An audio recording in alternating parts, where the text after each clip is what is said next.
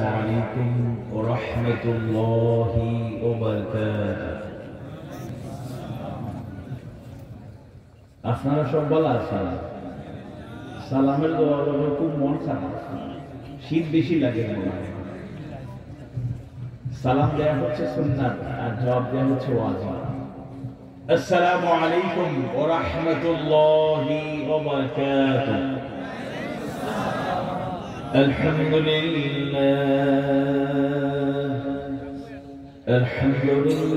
نحمده ونستعينه ونستغفره ونؤمن به ونتوكل عليه وأشهد أن لا إله إلا الله وحده لا شريك له وأشهد أن سيدنا سندنا حبيبنا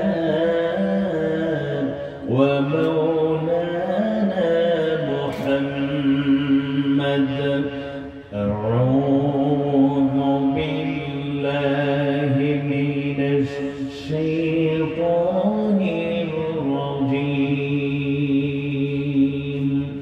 بسم الله الرحمن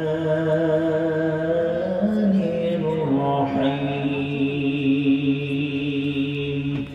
إنما المؤمنون الذين آمنوا بالله ورسوله ثم لم يرتابوا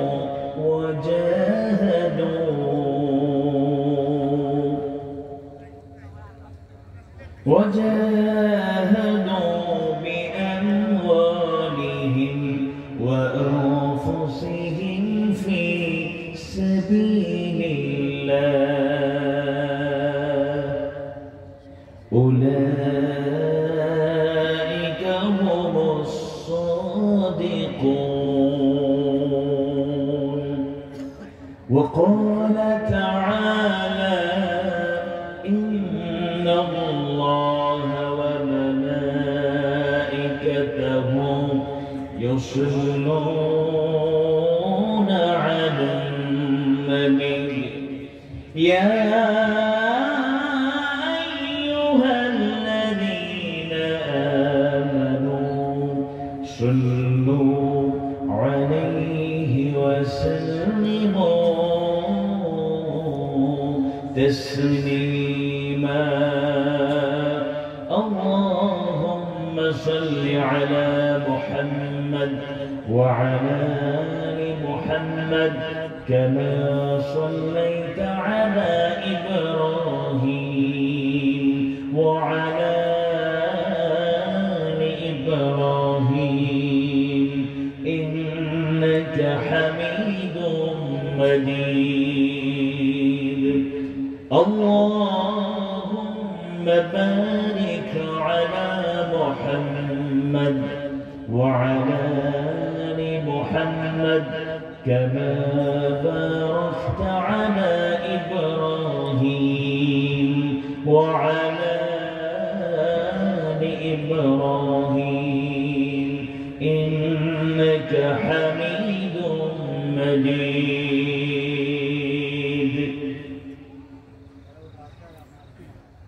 হৃদয় সবটুকু ভালোবাসা অর্জন করে ইখলাসের সাথে আমরা অল্প সময় একটু জিকির করি লা ইলাহা ইল্লাল্লাহ। কষ্ট না হলে একটা আওয়াজ বাড়িয়ে মুহাম্মদের সাথে জিকির করি লা ইলাহা ইল্লাল্লাহ। সুবহানাল্লাহ ওয়ালহামদুলিল্লাহ সুবহানাল্লাহ ওয়ালহামদুলিল্লাহ। তোমার সৃষ্টি যদি হয় তো সুন্দর না জানি তাহলে তুমি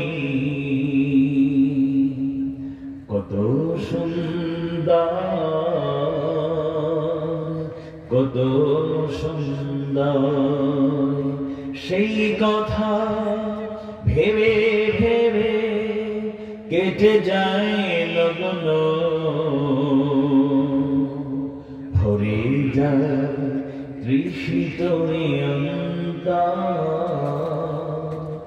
না জানি তাহলে তুমি কত সুন্দর। লা ইলাহা ইল্লাল্লাহ,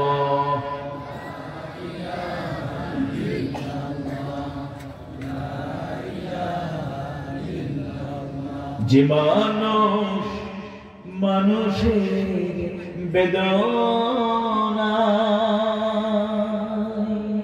কেঁদেছিল আজীবন মদিনা, যে মানুষ মানুষের বেদনা কেঁদেছিল আজীবন মদিনা, সেই মানুষ যদি এত সুন্দর না জানি তাহলে তুমি কত সুন্দর, কত সুন্দর। লা ইলাহা ইল্লাল্লাহ,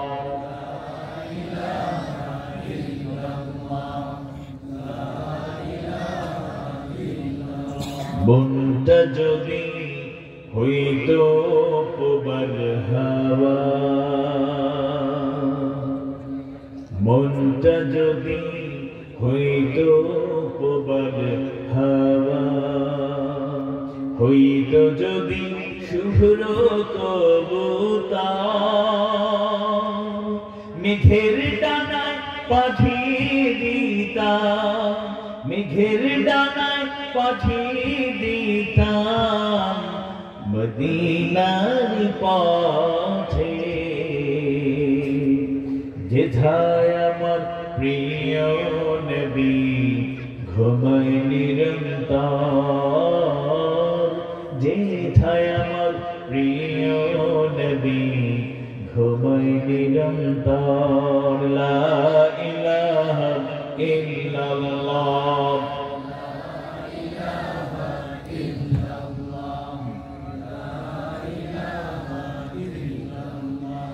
لا إله إلا الله محمد رسول الله صلى الله عليه وسلم. ربي زدني علما، رب اشرح لي صدري ويسر لي أمري واحلل عقدة من لساني يفقهوا قولي. ঐতিহ্যবাহী জনপদ শাহজালাল রহমাতুল্লাহি আলাইহি, শাহপরান রহমাতুল্লাহি আলাইহি সহ ওলিয়া উলিয়ার স্মৃতিধন্য পূর্ণভূমি, প্রাকৃতিক সৌন্দর্য, শিক্ষা দীক্ষা, ইসলাম প্রিয়তা, যে জেলার সুনাম স্বীকৃতি ছড়িয়ে দিয়েছে সর্বত্র দুনিয়াময়, আমাদের প্রিয় ঠিকানা সিলেট। সিলেটের ঐতিহ্যবাহী বিশ্বনাথ উপজেলার অন্তর্গত খাজানশী ইউনিয়ন পরিষদের অন্যতম একটি গুরুত্বপূর্ণ জনপদ রহিমপুর। রহিমপুরে প্রতিষ্ঠিত ঐতিহ্যবাহী সংগঠন একঝাঁক তরুণ যুবক ছাত্র তাদের অক্লান্ত পরিশ্রম প্রচেষ্টার ধারাবাহিকতায় প্রতিষ্ঠিত সংগঠন, যারা ধারাবাহিকভাবে 13টি বছর থেকে আপমর তৌহিদ মানুষকে কোরআন হাদিস সুন্নাহর আলোচনা শোনার ব্যবস্থা করে দিয়েছে। ঐতিহ্যবাহী রহিমপুর ইসলামী যুব কল্যাণ পরিষদ ও জান্নাশরীফের উদ্যোগে আয়োজিত 13তম বার্ষিক তাফসীরুল কোরআন মাহফিলের সম্মানিত সভাপতি, আমাদের অত্র মসজিদের সম্মানিত ইমাম ও খতিব, নন্দিত দাঈ আল্লাহ, মুফাসসির কোরআন, আলেমে দ্বীন, এলাকাবাসী প্রাণের স্পন্দনে যিনি পরিণত হয়েছেন, হাফেজ বাংলা কারি শরীফুদ্দিন সিরাজি সাহেব হাফিজাহুল্লাহ, আল্লাহ তাআলা হুজুরের হায়াত ও রিজিকে বারাকা নাযিল করুন, আমিন ইয়া রাব্বাল আলামিন। গণ্যমান্য ব্যক্তিবর্গ, সমাজসেবক, রাজনীতিবিদ, শিক্ষাবিদ সহ বিভিন্ন পর্যায়ে গুরুত্বপূর্ণ ব্যক্তিবর্গ, মাহফিলে আগত সম্মানিত গুরুবৃন্দ, যাদের চেহারা দিকে তাকালে আমার বর্তমান আমরা জানের কথা মনে পড়ে, একান্ত প্রিয় শিশু কিশোর ভাইরা, যুবক তরুণ ভাইরা, পর্দার আড়ালে বড় শ্রদ্ধেয়া মা এবং বোনেরা, আজকের মাহফিলের সম্মানিত আগত ওলামায়ে কেরাম, আজকের মাহফিলের মধ্যমণি, শুধু ঢাকা থেকে আগত বগুড়ার কৃতি সন্তান, বর্তমান সময়ের সারা জাগানো দাঈ আল্লাহ, নন্দিত ইসলামী গবেষক, সুনিষ্ঠ ভাষী কণ্ঠস্বর, বলিষ্ঠ কণ্ঠস্বর কারি মাওলানা আব্দুল্লাহ আল আমিন, আজকের মাহফিলের বিশেষ অতিথি রহিমপুর পূর্বপাড়া জামে মসজিদ ইমাম ও খতিব, নন্দিত আলেমে দ্বীন মাওলানা কামাল উদ্দিন সাহেব, এবং রহিমপুর পুরাতন জামে মসজিদ ইমাম ও খতিব, নন্দিত আলেমে দ্বীন মাওলানা মুহাম্মদ আলী সাহেব সহ হযরত উলামায়ে কেরাম, এবং আজকের মাহফিলে আমাদের উপজেলা পরিষদের সম্মানিত চেয়ারম্যান সাহেব সহ আরো গুরুত্বপূর্ণ অনেক বর্তমান ইউনিয়ন চেয়ারম্যান, সাবেক ইউনিয়ন চেয়ারম্যান সহ অনেক গণ্যমান্য ব্যক্তিদের দাওয়াত করা হয়েছে। অনেকে এসেছেন, ক্রমান্বয়ে বাকিরাও আল্লাহ কবুল করলে আসবেন ইনশাআল্লাহ। মাইকের আওয়াজ যতদূর যাচ্ছে, যারা শুনছেন, এবার তো আয়োজন মনে হয় অন্যবারের তুলনায় একটু ভালো, বলেন আলহামদুলিল্লাহ। অনেক প্রচার প্রসার হয়েছে, দাওয়াত কাজ হয়েছে, অনেক বড় প্যান্ডেল হয়েছে। আমরা আশা করছি সময়ের ব্যবধানে বেশি দেরি হবে না, আমাদের এই প্যান্ডেল কানায় কানায় পরিপূর্ণ হয়ে যাবে। আওয়াজ বাড়িয়ে বলুন ইনশাআল্লাহ। অবশ্য আমি তো আপনারও মানুষ, এখন না হইলেও চলবো, যারা দাঁড়িয়ে আছেন দাঁড়িয়ে হোক্কা, আটাআটি হোক্কা, ঘোরাঘুরি হোক্কা। আর ইনশাআল্লাহ প্রধান মেহমান এইবার একেবারে ঘোষণা দিন, আপনার সব এবারে যাকে দেখে আইয়া হুনিয়া সব বাড়িতে ঘুমিয়ে থাকবেন ইনশাআল্লাহ। বাহিরের মেহমানরা আসেন, এটা হলো একটা সৌন্দর্য, beauty of community, beauty of মাহফিল, বিউটি অফ ব্রাদারহুড। এটা নিঃসন্দেহে একটা সৌন্দর্য, কিন্তু প্রধান অতিথি আসলে প্যান্ডেল পূর্ণ হবে, এর আগে প্যান্ডেল খালি থাকবে। এটা কিন্তু তাফসীরুল কোরআন মাহফিলের মূল স্পিরিট না। যারাই কথা বলবেন তাফসীরুল কোরআন মাহফিলে আজগবি কিসসা কাহিনী, ভণ্ডামি, মন গড়া কথাবার্তা চলে না। এখানে কোরআন হাদিস সুন্নাহ থেকে সরাসরি কথা হয়। যারাই কথা বলবেন কোরআন হাদিস সুন্নাহ থেকেই কথা বলবেন। এক সময় বানোয়াট কিসসা কাহিনীতে এই ময়দান ভরপুর ছিল, কিন্তু আজকে দৃশ্যপট পুরোটাই পাল্টে গিয়েছে। আজকে তাফসীরুল কোরআন মাহফিল যেখানেই হয়, এই শিরোনাম যেখানেই দেখা যায়, সেখানেই জনতা তৌহিদ প্রিয় মানুষের স্রোত আমরা দেখতে পাই, বলেন আলহামদুলিল্লাহ। যদিও তাফসীরুল কোরআন মাহফিলের মাধ্যমে কোরআন হাদিসের সরাসরি অনেক কথা বলার কারণে অনেকেই মানতে নারাজ, গায়ে কিছু জ্বালা পোড়াও করে। আমরা তো আমাদের কথা বলতে আসি না, আমার পরিবারের গল্প শোনানোর জন্য তো আসি না। মাহবুদের কালাম থেকে আমরা কথা বলি, এই কথাগুলো চলছে, এই কথাগুলো চলবে। কারো কষ্ট হলেও এই কথা বন্ধ করা যাবে না। আমাদেরকে কেউ কেউ বলেন, হুজুর পরিবেশ তো ভিন্ন।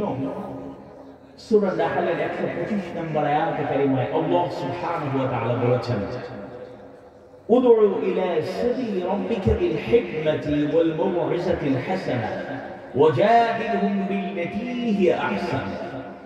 কিভাবে আল্লাহর দিকে ডাকতে হবে? আল্লাহ ডাকার নির্দেশ যে ডাকো তোমার রবের দিকে। কিভাবে ডাকতে হবে? বিল হিকমা, হিকমতের সাথে, ওয়াল মাউইযাতিল হাসানা, সৎ উপদেশের মাধ্যমে, ওয়াজাদিলহুম বিল্লাতী হিয়া আহসান। আর এই পথে কাজ করতে গিয়ে যদি তর্ক বিতর্কের তৈরি হয়ে যায়, তাহলে আহসান, উত্তম পন্থায় অবলম্বন করে এগিয়ে যেতে হবে ইনশাআল্লাহ। হিকমত মানে আমাদেরকে শেখানো হয়, হুজুর একটু হিকমতের সাথে কথা বলেন, এইসব আজে বাজে কাজ কইলেন না। যারা দাঁড়িয়ে আল্লাহ যারা দাওয়াত দেন তাদেরকে তাদের মতো কথা বলতে দেন।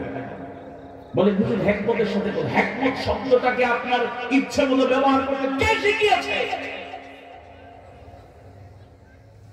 তাফসীর গ্রন্থগুলো পড়েন, অধিকাংশ মুফাসসিররা বলেছেন আল হিকমা আই আল কোরআন ওয়াস সুন্নাহ। হিকমত মানে হলো কোরআন এবং সুন্নাহ, কোরআন হাদিসের আলোকে যা আছে বর্ণনা করা, এটাই হলো হিকমত। পরিস্থিতির আলোকে ভিন্ন ভিন্ন ব্যাখ্যাটা বলবো, হিকমত এটা বলা যাবে না। বলবেন ঠিক আছে, আমাদের একটু সমস্যা, বাস্তবতা অথবা টপিক দিয়ে দিবেন, এই বিষয়ের উপর আপনি আলোচনা করুন। কিন্তু হিকমত শব্দটাকে অবব্যাখ্যা করার কোন সুযোগ নাই। কোরআন থেকেই কথা হবে, হাদিস সুন্নাহ থেকেই কথা হবে। এতে যদি কারো গায়ে জ্বালা পুরো করে কষ্ট হয়, আমরা ইচ্ছে করে কাউকে কষ্ট দিতে চাই না। আপনি কষ্ট পাইলে একটু হজম করে নেন, বোঝার চেষ্টা করেন, ইনশাআল্লাহ হেদায়েত দান করবেন কে? আওয়াজ বাড়ি বলে হেদায়েত দান করবেন কে? সাম্প্রতিক সময়ে এক জনৈক নেতা, শীর্ষস্থানীয় নেতা, এক অনুষ্ঠানে গিয়ে আফসোস করে বললেন, গ্রামে গঞ্জে শীত আসলেই কত সুন্দর সারি গান হইতো, জারি গান হইতো, কবিতার আসর হইতো, যাত্রা হইতো, নাচ গান হইতো, কত সুন্দর হইতো। সব ওয়াজ দখল করে নিয়েছে। যেরকম নাউজুবিল্লাহ, ওয়াজ অন্য কোন অনুষ্ঠান বন্ধ করে দখল করে নাই, ওয়াজ তার ধারাবাহিকভাবে বেড়েছে, মানুষ এদিকে ঝুঁকছে। যে যুবকগুলো গান বাজনা ডান্স ইত্যাদি কনসার্টের আয়োজন করত, আজকে তাদের অধিকাংশ যুবকরাই প্রত্যেকটা জনপদে আল্লাহর এই নগণ্য গোলাম। আপনাদের বৃহত্তর সিলেটের একজন নগণ্য গোলাম, একজন সন্তান হলেও আল্লাহ তাআলা যেহেতু সারা দেশে কিছু কথা বলার তৌফিক দিয়েছেন, টেকনাফ থেকে তেতুলিয়া, রূপসা থেকে পাথুরিয়ার প্রত্যেকটি প্রান্তরে যেখানে আমরা যাই, যুবকদের কোরআনের প্রতি যে আকর্ষণ আমরা দেখি, এতে আমরা সম্মিলিত হয়ে বলি, এরকম যুবকরা যদি কোরআনের দিকে, হাদিস সুন্নাহর দিকে এগিয়ে যেতে থাকে, আগামীর বাংলাদেশ একটি সুন্দর সমৃদ্ধ ইসলামী বাংলাদেশ পৃথিবীর কোন শক্তি থামায় দিতে পারেনি, পারবে না, পারবে না, পারবে না। মুরব্বীরা কি মন খারাপ করছেন? যুবকরা এদিকে আসলে আপনাদের মন খারাপ? মন খারাপ হওয়ার কিছু নেই, খুশি হবে। গার্ডিয়ানরা কষ্ট কইরা যুবকদেরকে ইসলামের পথে রাখতে যে কষ্ট হচ্ছিল, আজকে কষ্ট সহজ হয়ে গিয়েছে।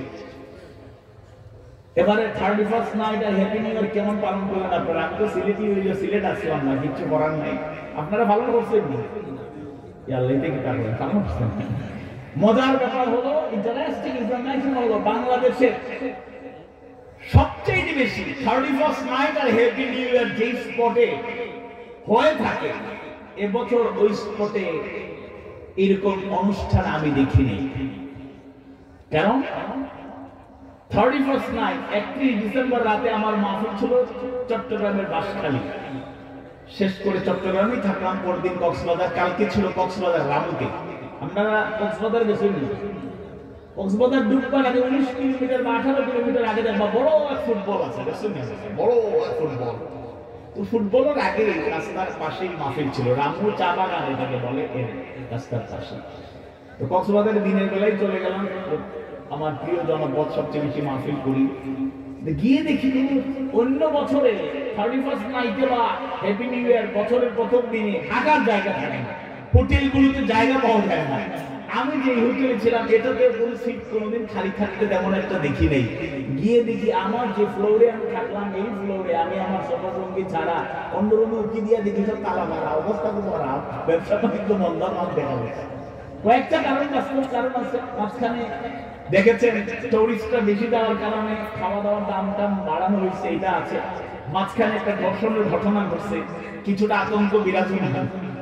কষ্ট আসলে কোন ধর্ষণ হোক, কারো ক্ষতি হোক, আমরা কখনো চাইতে পারি না, কিন্তু এগুলো কিছুটা ভয় যে ঢুকাইছে, একটু ভালো লাগতেছে। লোকেরা যদি 31 নাইটে গিয়ে সমুদ্র সৈকতে রেড সিগন্যাল দেওয়া হয়েছে, কেউ ছিল না, এগুলো পালন হয় নাই, মানে এটা ভালো আলামত। বলেন আলহামদুলিল্লাহ। 31st নাইট আর হ্যাপি নিউ ইয়ারের নামে যে সংস্কৃতি আমাদের দেশে চালু হয়েছে, আমি গতকাল নয়া দিগন্তের অনলাইন ভার্সনে পত্রিকা পড়ে তো অবাক, সবগুলো অনলাইনে এসেছে। ঢাকার কয়েকটি জায়গায়, এক জায়গায় তো বড় ধরনের অগ্নিকাণ্ড, ফানুস উড়িয়ে দেওয়ার নামে ভয়াবহ অগ্নিকাণ্ড হয়েছে। নয়া দিগন্তের রিপোর্ট হচ্ছে প্রায় 200টা স্পটে ঢাকা সহ বাংলাদেশের বিভিন্ন জায়গায় এরকম আগুন টাগুন লাগানো হয়েছে, লেগে গিয়েছে। বলে নাউজুবিল্লাহ। এটা কি মুসলমানদের কালচার, সংস্কৃতি হতে পারে? আওয়াজ বাড়িয়ে বলেন, হতে পারে? সে তো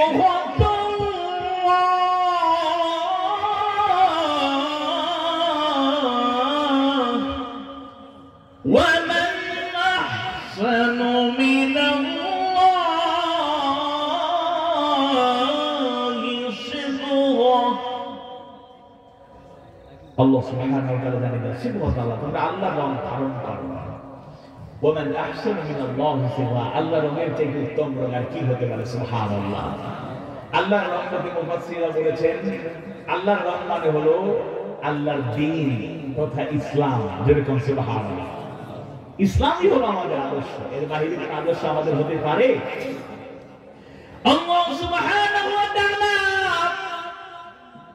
ইসলামকে আমাদের জন্য একমাত্র মনোনীত করলেন।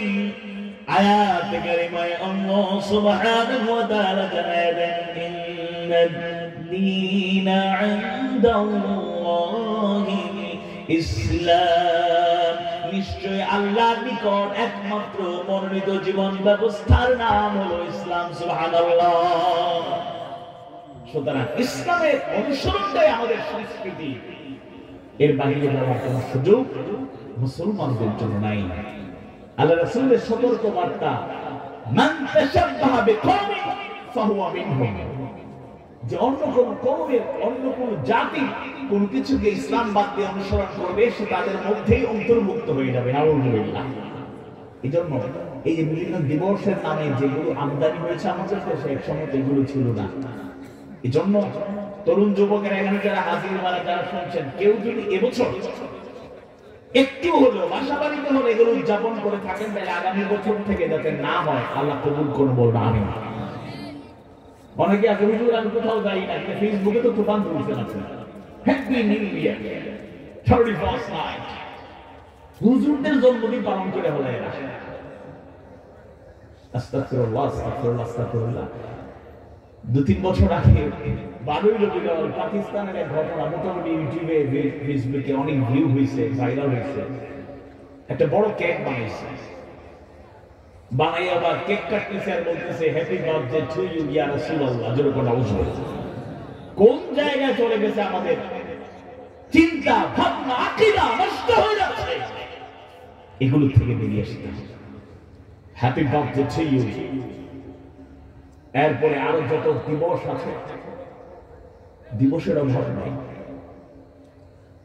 এতদিন আমরা শুনতাম নারীবাদীরা, নেত্রীরা স্লোগান দেয় নারী নির্যাতন মানব না। হঠাৎ করে 2 বছর আগে একটা মানববন্ধনের নিউজ পড়লাম জাতীয় একটা পত্রিকায়, পড়ে আমি হাসলাম মনে মনে। একটা মাহফিলে বলছি, 9 জন লোক ব্যানারে দাঁড়াইছে, দাঁড়াইয়া এদের বক্তব্য হলো, ব্যানারের মধ্যে লেখা পুরুষ নির্যাতন নারীরা মানব না, বন্ধ হোক, বন্ধ হোক। বুঝতে পারছো? আসলে পুরুষরা নির্যাতিত হয়, বলে না, লজ্জা লাগে, কেমনে বলবে? নারীরা নির্যাতিত হয় কথা সত্য, তখনই কেউ হক থেকে নষ্ট হোক, কারণ অধিকার নষ্ট আমরা চাই না। পুরুষরা কিন্তু নির্যাতিত হয়, কেউ বলে আর কেউ বলে না। তো এরা হলো না বইলা পারে নাই, মানববন্ধন প্রেস ক্লাবের সামনে দাঁড়ায় মানববন্ধন করছে, লোকেরা হাসাহাসি করলে কিছু করার নাই। দিবসের কোনো অভাব নেই, বিশ্ব ডিম দিবস, আরো কত দিবস। আর আমাদের দেশে একজন ডানপন্থীদের সাথে চলে, কিন্তু একটা নাস্তিক, একটা টকশো অনেক আগে চলতো, এখন মনে হয় নাই। লাল গোলাপ একটা নিয়ে হাজির হইতো, পকেটের মধ্যেও জ্যাকেট, তার ব্লেজারের মধ্যে, কোটের মধ্যে লাল গোলাপ থাকতো। আমি নাম নিচ্ছি, লেখালেখি করে পত্রিকা একজন সম্পাদক, যাই হোক সম্মানহানিকর ব্যক্তি ওই করতে চাইনি, কিন্তু কৌশলে ভ্যালেন্টাইন্স ডে একটা দিবস, যেটা বাংলা অর্থ ভালোবাসা দিবস নয়, এটা একটা বিজাতীয় সংস্কৃতি। এটাকে বাংলাদেশে বিশ্ব ভালোবাসা দিবস বলে চালিয়ে দিয়ে আমাদের তরুণ তরুণী, যুবক যুবতী, কিশোর কিশোরীদের চরিত্র হননের চেষ্টা করছে। এরকম কোন দিবস আমাদের সমাজে কখনোই গ্রহণযোগ্য হতে পারে না, মেনে নেওয়া যায়? আওয়াজ বাড়ি বলুন মেনে নেওয়া যায়, আওয়াজ বাড়ি বলুন মেনে নেওয়া যায়। আমরা তো ভালোবাসি, আমাদের ভালোবাসার সম্পর্ক নাই। কেউ কেউ বলে হুজুর পজিটিভলি চিন্তা করেন। হ্যাঁ, পজিটিভলি চিন্তা শুরু করলাম, কি বলে? বুঝে বাবার প্রতি আমাদের ভালোবাসা আছে না? কি প্রেম বাবার প্রতি, মায়ের প্রতি ভালোবাসা। মায়ের প্রতি ভালোবাসার জন্য তুমি কাঙ্গাল, একদিন ভালোবাসবা? ইসলাম তো এটা আমাদের শেখায় নাই। আমাদের প্রধান অতিথি খুব কাছে চলে এসেছেন, কামাল বাজারে পৌঁছে গিয়েছেন। বলেন নারায়ে তাকবীর, লিল্লাহি তাকবীর। আলোচনা বন্ধ হয়ে যেতে নাকি তা?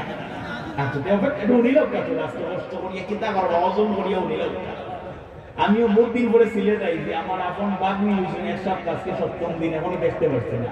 মাহফিল আগে খাওয়া দাওয়া শেষ, আগে খাওয়াইলো লড়াইতো খানির আগ আর লড়াই বাঘ খাইয়া শেষ। খালি আপনার দোয়া যত আগে শেষ করবো আমার তো ভালো, আমার বাগ্নিরে দেখতাম, আপন বাগ্নি, আমার ছোট বইনের মেয়ে হয়েছে, আলহামদুলিল্লাহ বলেন।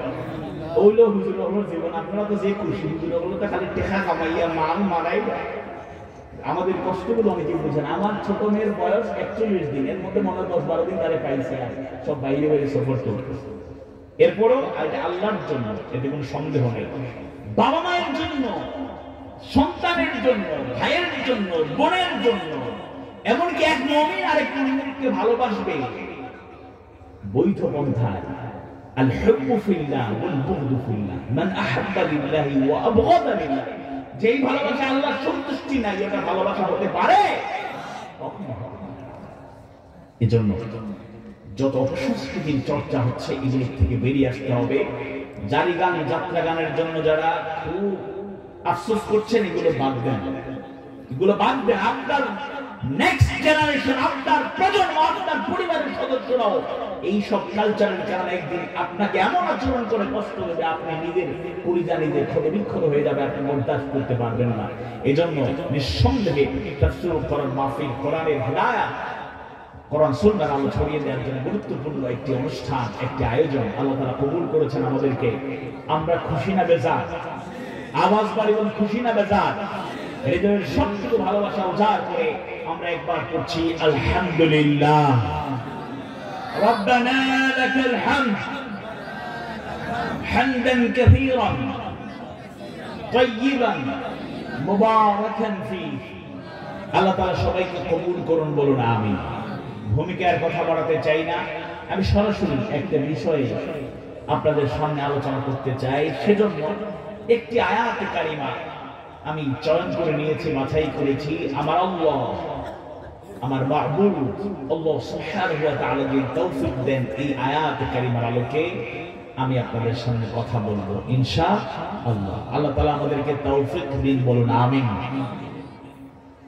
তাফসীর কোরআন মাহফিল, ওয়াজ মাহফিল, ইসলামী মহাসম্মেলন, বয়ান করা, বয়ান শোনা, আয়োজন করা, উদ্দেশ্য যেন থাকে হিদায়াত।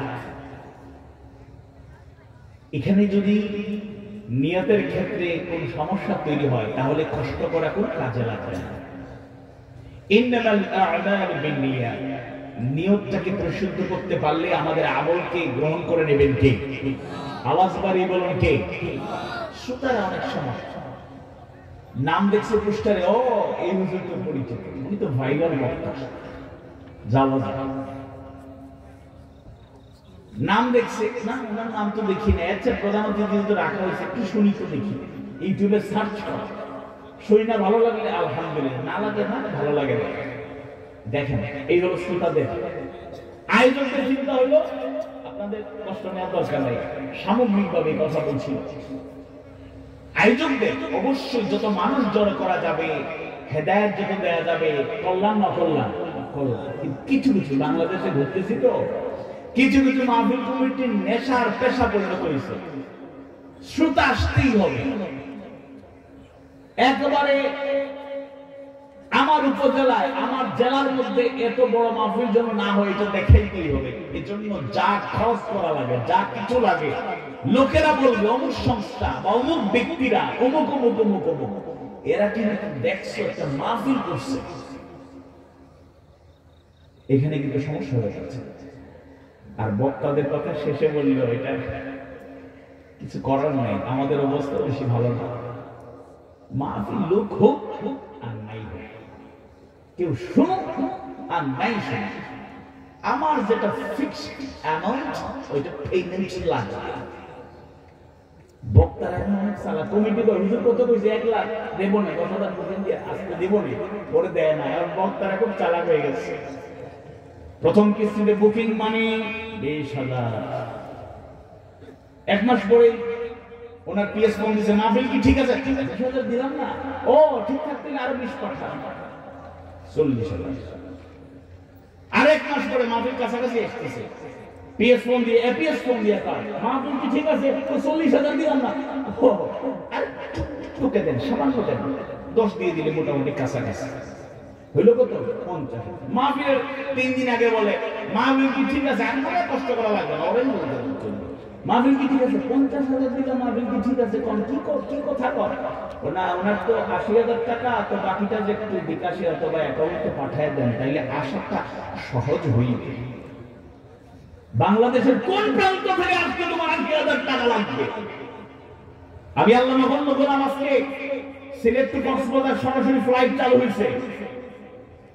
একটা 30 মিনিটের ফ্লাইটের সোজা 3টা 2টা 55 মিনিটে সিলেট এয়ারপোর্টে ল্যান্ড করছে।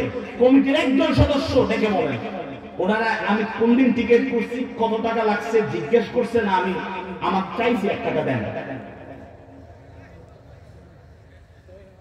চাইছি। চট্টগ্রামে 3 বছর আগে চট্টগ্রাম এয়ারপোর্টে নামার পরে এই মাহফিল মেইনটেইন করতে গিয়ে আমার 18,000 টাকা খরচ হয়েছে। মাহফিল যে কোনো কারণে হোক, প্রশাসন উপস্থিত, আমি এয়ারপোর্টে নামার পরে থানার ওসি সাহেব কল করছে, গুরুত্বপূর্ণ 2টা উপজেলা, একটা আসেন, আমি নাম নিচ্ছি না, হুজুর সমস্যা, আপনি আইসেন না, সমস্যা হবে, মাহফিল আপনি আসলে ঝামেলা হবে, এই সেটাই। ওখান থেকে আবার ব্যাক করে আবার উপস্থিত আসতে হয়েছে, 18,000 টাকা খরচ হয়েছে। 1 টাকা কমিটির থেকে নেই দিয়ে, ওরাও দেয় নাই, যাই হোক, এটা নিয়ে আমি কাউকে ছোট করতে চাই না। তাই কি আমি রাস্তার ফকির হয়ে গেছি, মিসকিন হয়ে গেছি? আপনারা আগামী বছর দাওয়াত না দেন, হায়াত মতের গ্যারান্টি নেই, দাওয়াতের গ্যারান্টি কে দিবে? বহু জায়গায় বলছি প্রয়োজন মাহফিল ছেড়ে দেব, কিন্তু কোরআনের দাওয়াত, তালিম, তারবিয়াত শুধু টাকা পয়সা, হাদিয়া, তোফাকে প্রাধান্য দিয়ে না। আমরা কোরআন পড়ি, আমল করার চেষ্টা করি, শুধু ওয়াজ করে শেষ করে চাই না। মঞ্চ পাইলে, হাজার জনতা পাইলে জিহাদের ডাক দেয়া যায়, বাস্তব জীবনে জিহাদের ডাক আসলে কয়জন মুজাহিদের ভূমিকা পালন করতে হবে, এটাই জাতীয় প্রশ্ন। আওয়াজ বাড়ি বলুন, ঠিক কিনা? এই জগৎটাকে কলুষিত করা হচ্ছে, আল্লাহ মাফ করুন আমাদের, বলুন আমিন। কেউ কষ্ট নিয়েন না, বাস্তবতা বলতেছি, যারা আয়োজন করে এরা বুঝে। তাহলে 3 কথাই বললাম, আপনাদেরও সমস্যা আছে, আপনারা অমুক না আসলে আমরা যাবো না, আর আমাদেরও সমস্যা, তুমি আসো না, আমার টাকা হইলে শেষ, সমস্যা। আল্লাহ মাফ করুন আমাদের। বক্তা, শ্রোতা, আয়োজক সবার নিয়ত যদি বিশুদ্ধ হয়ে যাবে, এই জমিনে মাহফিল তার প্রভাব কাকে বলে লোকেরা দেখবে ইনশাআল্লাহ। এরপরে ভালো নিয়তের লোকেরা এই জমিনে আছে না নাই? এখানে যে আপনারা এসেছেন, কষ্ট করতেছেন, নিঃসন্দেহে আপনাদের মধ্যে নিয়তের পরিশুদ্ধ না থাকলে এখন এসে বসার কথা না। আল্লাহ সবাইকে কবুল করুন, বলুন আমিন। আওয়াজ বাড়িয়ে বলুন আমিন। এই জন্য শুরুতে অনুরোধ করবো, চাই না বেশি সময় কথা বলবো না, যতক্ষণ বলবো আল্লাহ যতক্ষণ সুযোগ দেবেন, কবুল করবেন।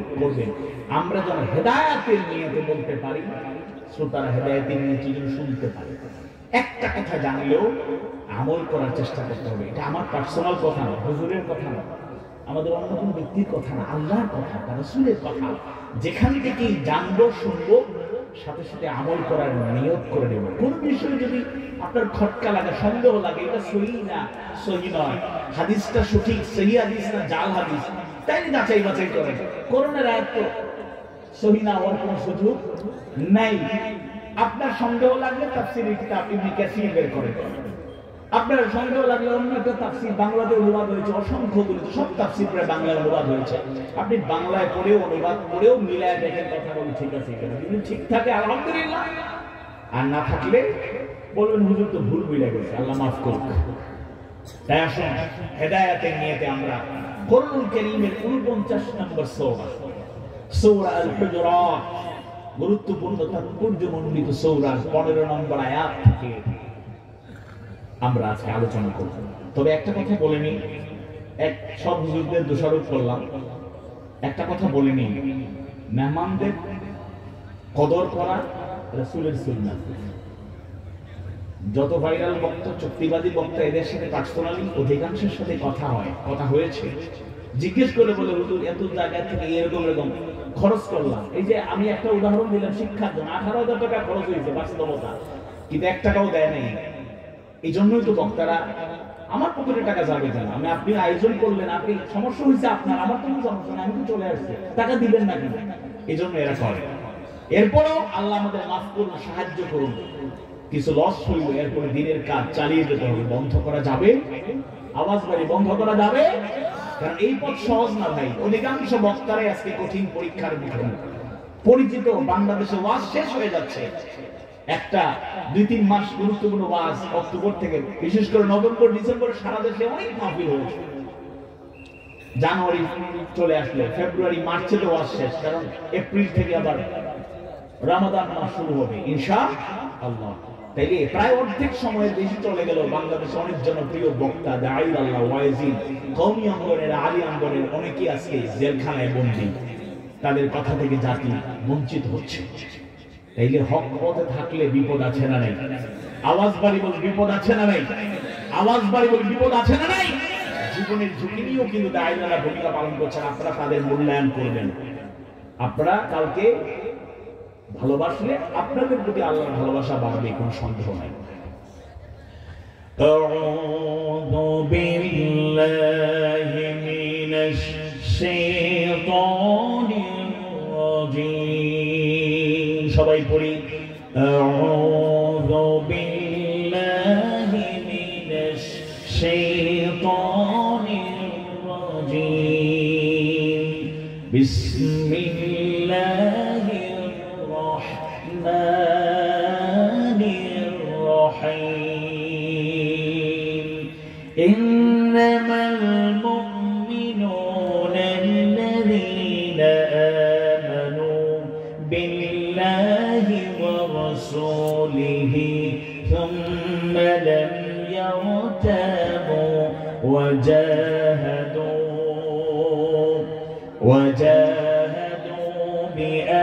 بأموالهم وأنفسهم في سبيل الله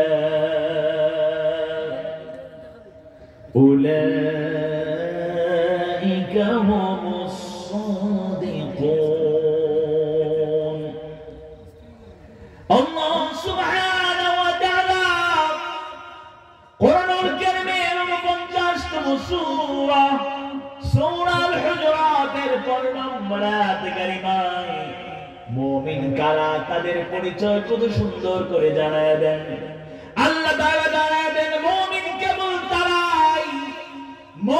কেবল তারাই যারা আল্লাহ ও তার রাসূলের প্রতি ঈমান এনেছে, তারপর সন্দেহ সংশয় পোষণ করেনি। সুবহানাল্লাহ। মুমিন কেবল তারাই যারা আল্লাহ এবং তার রাসূলের প্রতি ঈমান এনেছে, তারপর সন্দেহ পোষণ করেনি, সন্দেহ সংশয় তাদের অন্তরে জায়গা পায়নি, আর নিজেদের জান এবং মাল দিয়ে তারা আল্লাহর পথে জিহাদ করেছে। আল্লাহ তাআলা শেষে জানায় দেন এরাই হলো সত্যনিষ্ঠ, এরাই সত্যপন্থী, এরাই হলো সত্যবাদী। সুবহানাল্লাহ। আল্লাহ তাআলা এই আয়াত কারিমায় মুমিনদের বললেন মুমিন হলো তারা যাদের মৌলিক দুইটা গুণ থাকবে। এক হলো তারা আল্লাহ এবং তার রাসূলের প্রতি ঈমান আনবে, দুই হলো তারা আল্লাহর পথে জান এবং মাল দিয়ে জিহাদ করবে। আল্লাহু আকবার। আনা আবি যার রাদিয়াল্লাহু আনহু قال قلت يا رسول الله أي الأعمال أفضل قال الإيمان بالله والجهاد في سبيل الله আবু যার গিফারী রাদিয়াল্লাহু আনহু থেকে বর্ণিত, তিনি বলেন প্রশ্ন করা হলো আইয়ুল আ'মালি আফদাল, আল্লাহর রাসূলকে প্রশ্ন করা হলো ইয়া রাসূলুল্লাহ সর্বোত্তম আমল কোনটি? ক্বালা, আল্লাহর রাসূল জানায় দিলেন আল ঈমান বিল্লাহ, আল্লাহর প্রতি ঈমান আনা, দ্বিতীয় হলো ওয়াল জিহাদ ফি সাবিলিল্লাহ, আল্লাহর পথে জিহাদ করা। সুবহানাল্লাহ। জিহাদের বিষয়টা আমরা শেষ দিকে বলবো, তবে শুরুতে এই কথাটা বলা উচিত। অনেকেই বলে হুজুর জিহাদের আলোচনা করা দরকার নেই। আসলে এই ভুল ধারণার অপনোদন হওয়া দরকার। জিহাদ মানে মারামারি, কাটাকাটি, যুদ্ধ বিগ্রহ নয়। ধৈর্য ধরে অপেক্ষা করুন। জিহাদের পরিচয় আমরা মোটামুটি শারীরিক নির্যাস তুলে ধরার চেষ্টা করব, যাতে করে আমাদের ভুল ধারণা দূর হয় ইনশাআল্লাহ। তাইলে মুমিন হলো তারা যারা আল্লাহ তার রাসূলের প্রতি ঈমান আনে, ঈমান এনেছে তারা, তারা মুমিন হয়ে গিয়েছে। আর যারা আল্লাহর পথে জান এবং মাল দিয়ে জিহাদ করেছে তারাও মুমিন হয়ে গিয়েছে। কথা হলো, প্রশ্ন আসতে পারে মুমিনের পরিচয় দেওয়া হচ্ছে তারা ঈমান আনে, তাহলে মুমিন তো আমরা ঘোষণা দিয়েছি যারা লা ইলাহা ইল্লাল্লাহু মুহাম্মাদুর রাসূলুল্লাহ, আমরা তো মনে করি আমরা মুমিন হয়ে গিয়েছি। আল্লাহ তাআলা অন্য আয়াতে কারিমা ঈমানদারদের উদ্দেশ্য করে ঈমান আনার জন্য জানায় দেন ইয়া আইয়ুহাল্লাযীনা আমানু আমিনু বিল্লাহি ওয়া রাসূলিহি, হে ঈমানদারগণ তোমরা আল্লাহ রাসূলের প্রতি ঈমান আনো। ইয়া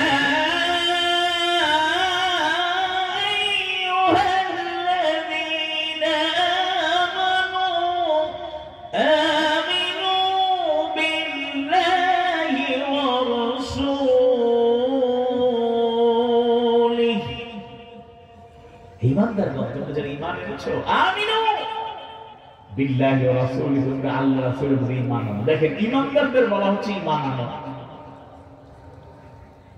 ঈমানদারদের বলছেন ঈমান আনো। তাহলে এখানে বোঝার কিছু আছে না নাই? আছে।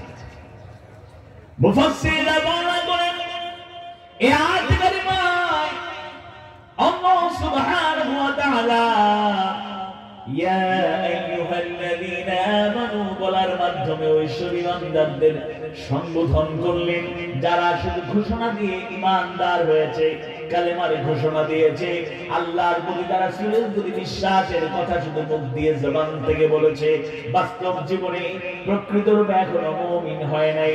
দ্বিতীয় অংশে আল্লাহ তাআলা তাদেরকে জানায় দেন আমিনু বিল্লাহি ওয়া রাসূলিহি, আল্লাহ এবং তার রাসূলের প্রতি ঈমান আনো। দ্বিতীয় অংশে আল্লাহ তার রাসূলের প্রতি ঈমান আনার অর্থ হলো এর আগে যারা ঘোষণা দিয়ে বলেছে আমরা ঈমানদার, শুধু ঈমান এনেছি বললেই ঈমানদার হওয়া যাবে না। কথা এবং কাজের মাধ্যমে, কথা এবং আমলের মাধ্যমে আল্লাহ তার রাসূলের প্রতি যদি আনুগত্য প্রদর্শন করা যায়, বিশ্বাস স্থাপন করা যায়, তাদেরকে মুমিন হিসেবে কবুল করে নেবেন কে? আওয়াজ বাড়িয়ে বলুন কে? ঠান্ডা রাতে কিছু কথা বলবেন, তাইলে শরীর কিন্তু গরম হয়ে যায়। আমরা কিন্তু অনেক সময় এগুলো পড়তে হয় না, খালি গায়ে দাঁড়ায় এগুলো চলে। যদি আপনারা ঠিকঠাক মতো আল্লাহ তৌফিক দেন আর আপনারা সমর্থন করেন, দেখবেন হুজুরের কথাবার্তা বললে উল্টো শীতের রাতে ঘামতে থাকে। এই জন্য আপনারা রেসপন্স করবেন। তাইলে এক হলো মাঝে মধ্যে সুবহানাল্লাহ, আলহামদুলিল্লাহ, তাকবীর টাকবীর দিলে শয়তান কাছে থাকবে না, দূরে চলে যাবে, দূরে চলে যাবে। আপনারা কি চান শয়তান আমাদের সাথে থাকুক?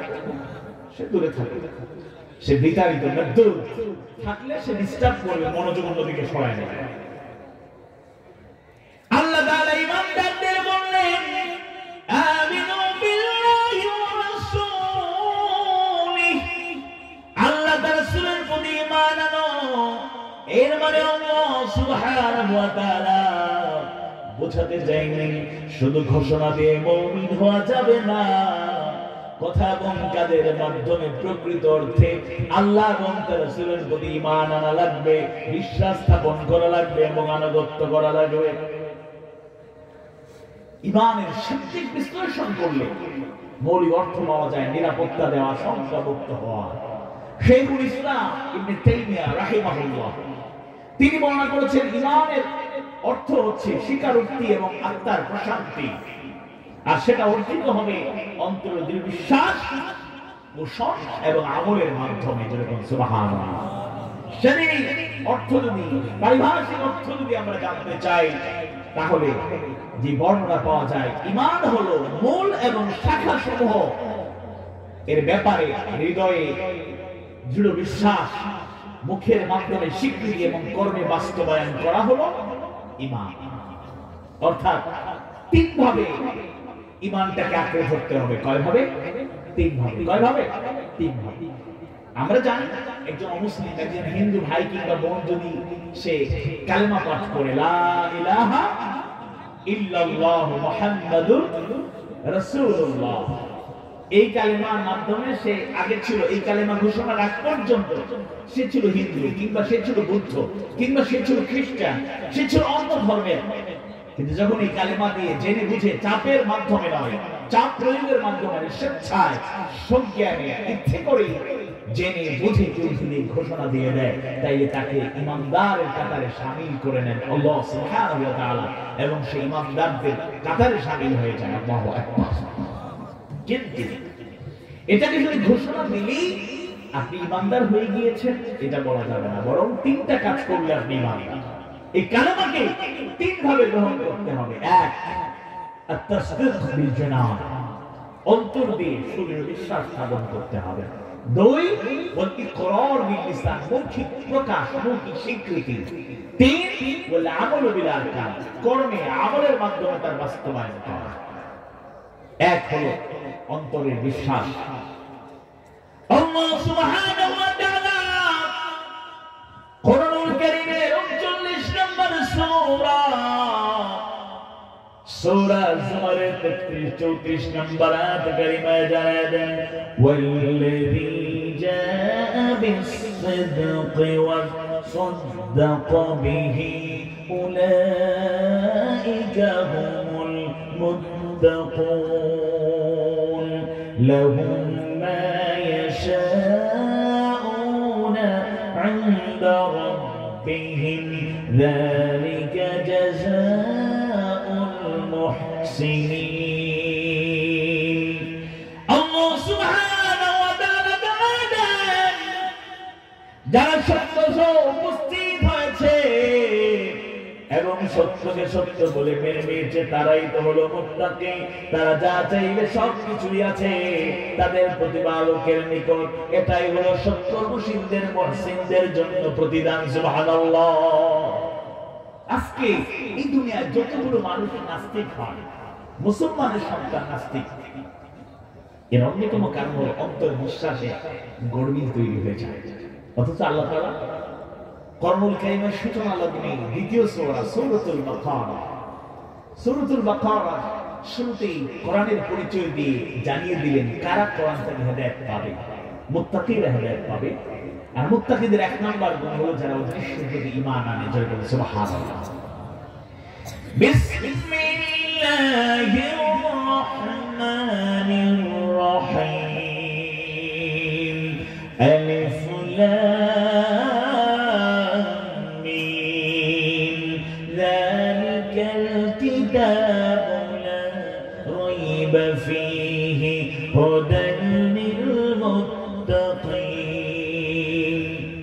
আলিফ লাম মিম।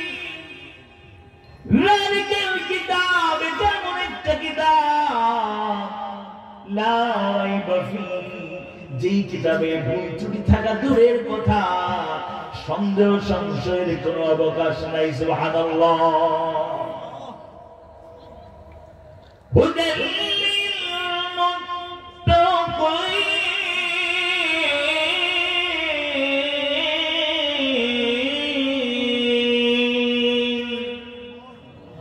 হুদাল লিল মুত্তাকিন, এটা হলো মুত্তাকিদের জন্য হিদায়াত।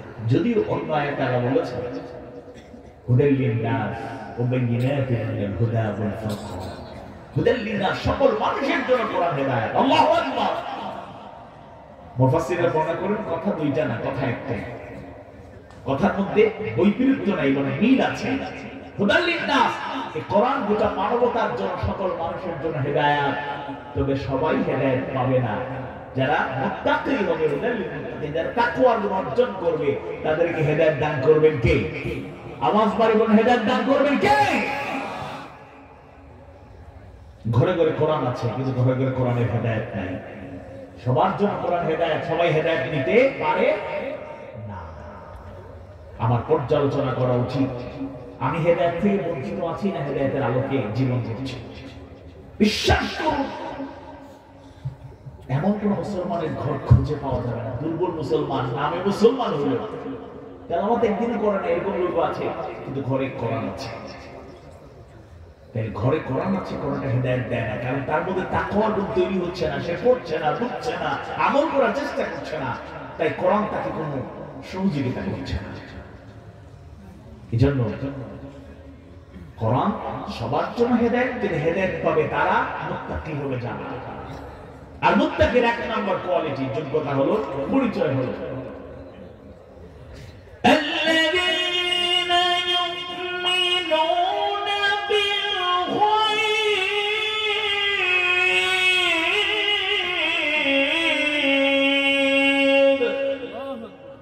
যারা অদৃশ্যের প্রতি ঈমান।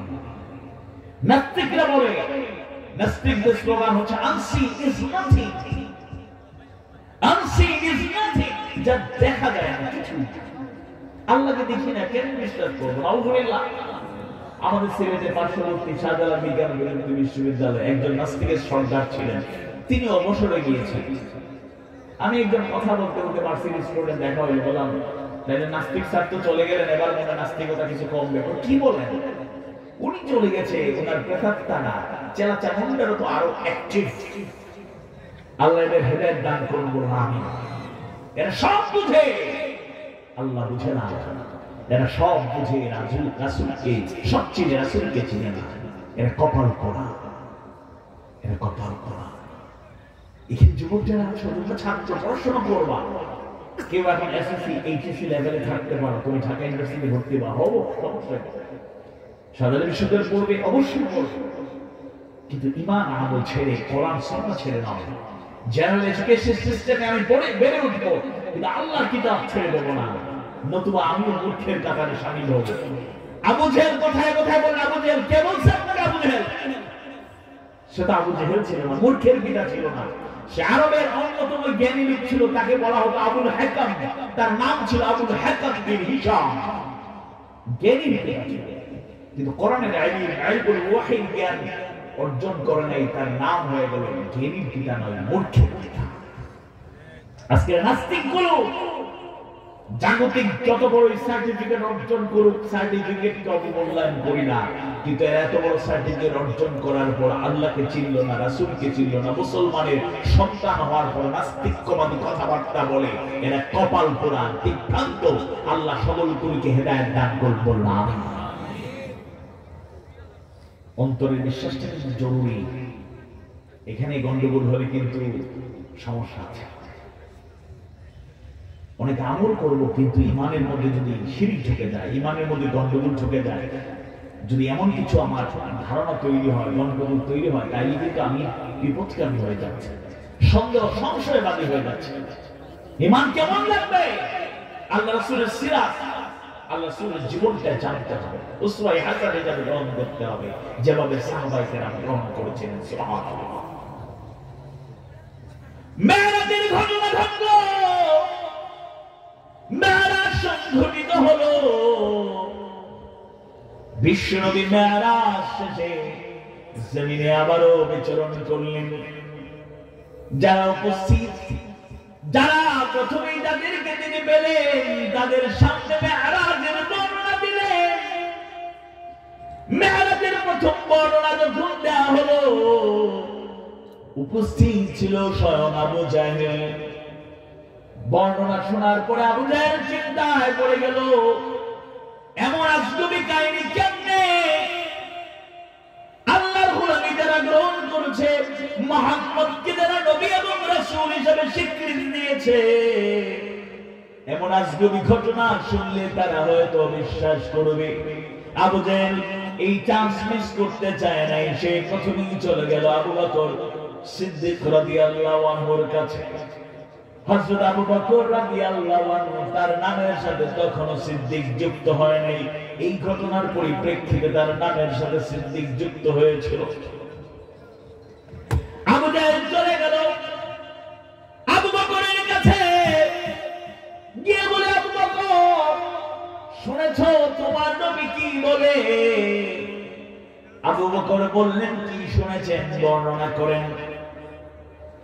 আবু জাহেল উৎসাহ নিয়ে, উদ্দীপনা নিয়ে প্রথম টার্গেট করল আবু বকর সিদ্দিক রাদিয়াল্লাহু আনহুকে।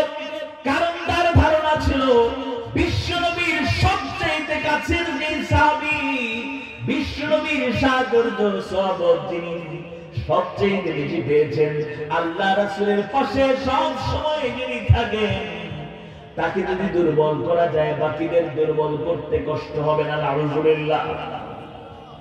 বর্ণনা করলো পুরো ঘটনা যা শুনেছিল সব বর্ণনা করলো। বর্ণনা যখন শেষ হয়ে গেল, আবু বকর একটা প্রশ্ন করলেন, আবু জাহেল, যেই বর্ণনা তুমি দিয়েছো একবার শুধু বলো, এই কথাগুলো তোমার বানানো নাকি বিশ্বনবী মুহাম্মদ রাসূলুল্লাহ সাল্লাল্লাহু আলাইহি ওয়াসাল্লামকে যে বর্ণনা করেছে? একটা প্রশ্ন শুধু করলেন, এক বাক্য বললেন, আর কিছুই জানতে চাইলেন না। মন্তব্য না করে বললেন, আবু জাহেল বলো, কথাগুলো যা তুমি বলেছো এটা কি রাসূলের জবান থেকে তুমি সরাসরি নিজ কানে শুনেছো কিনা, এই কথাটা বলো।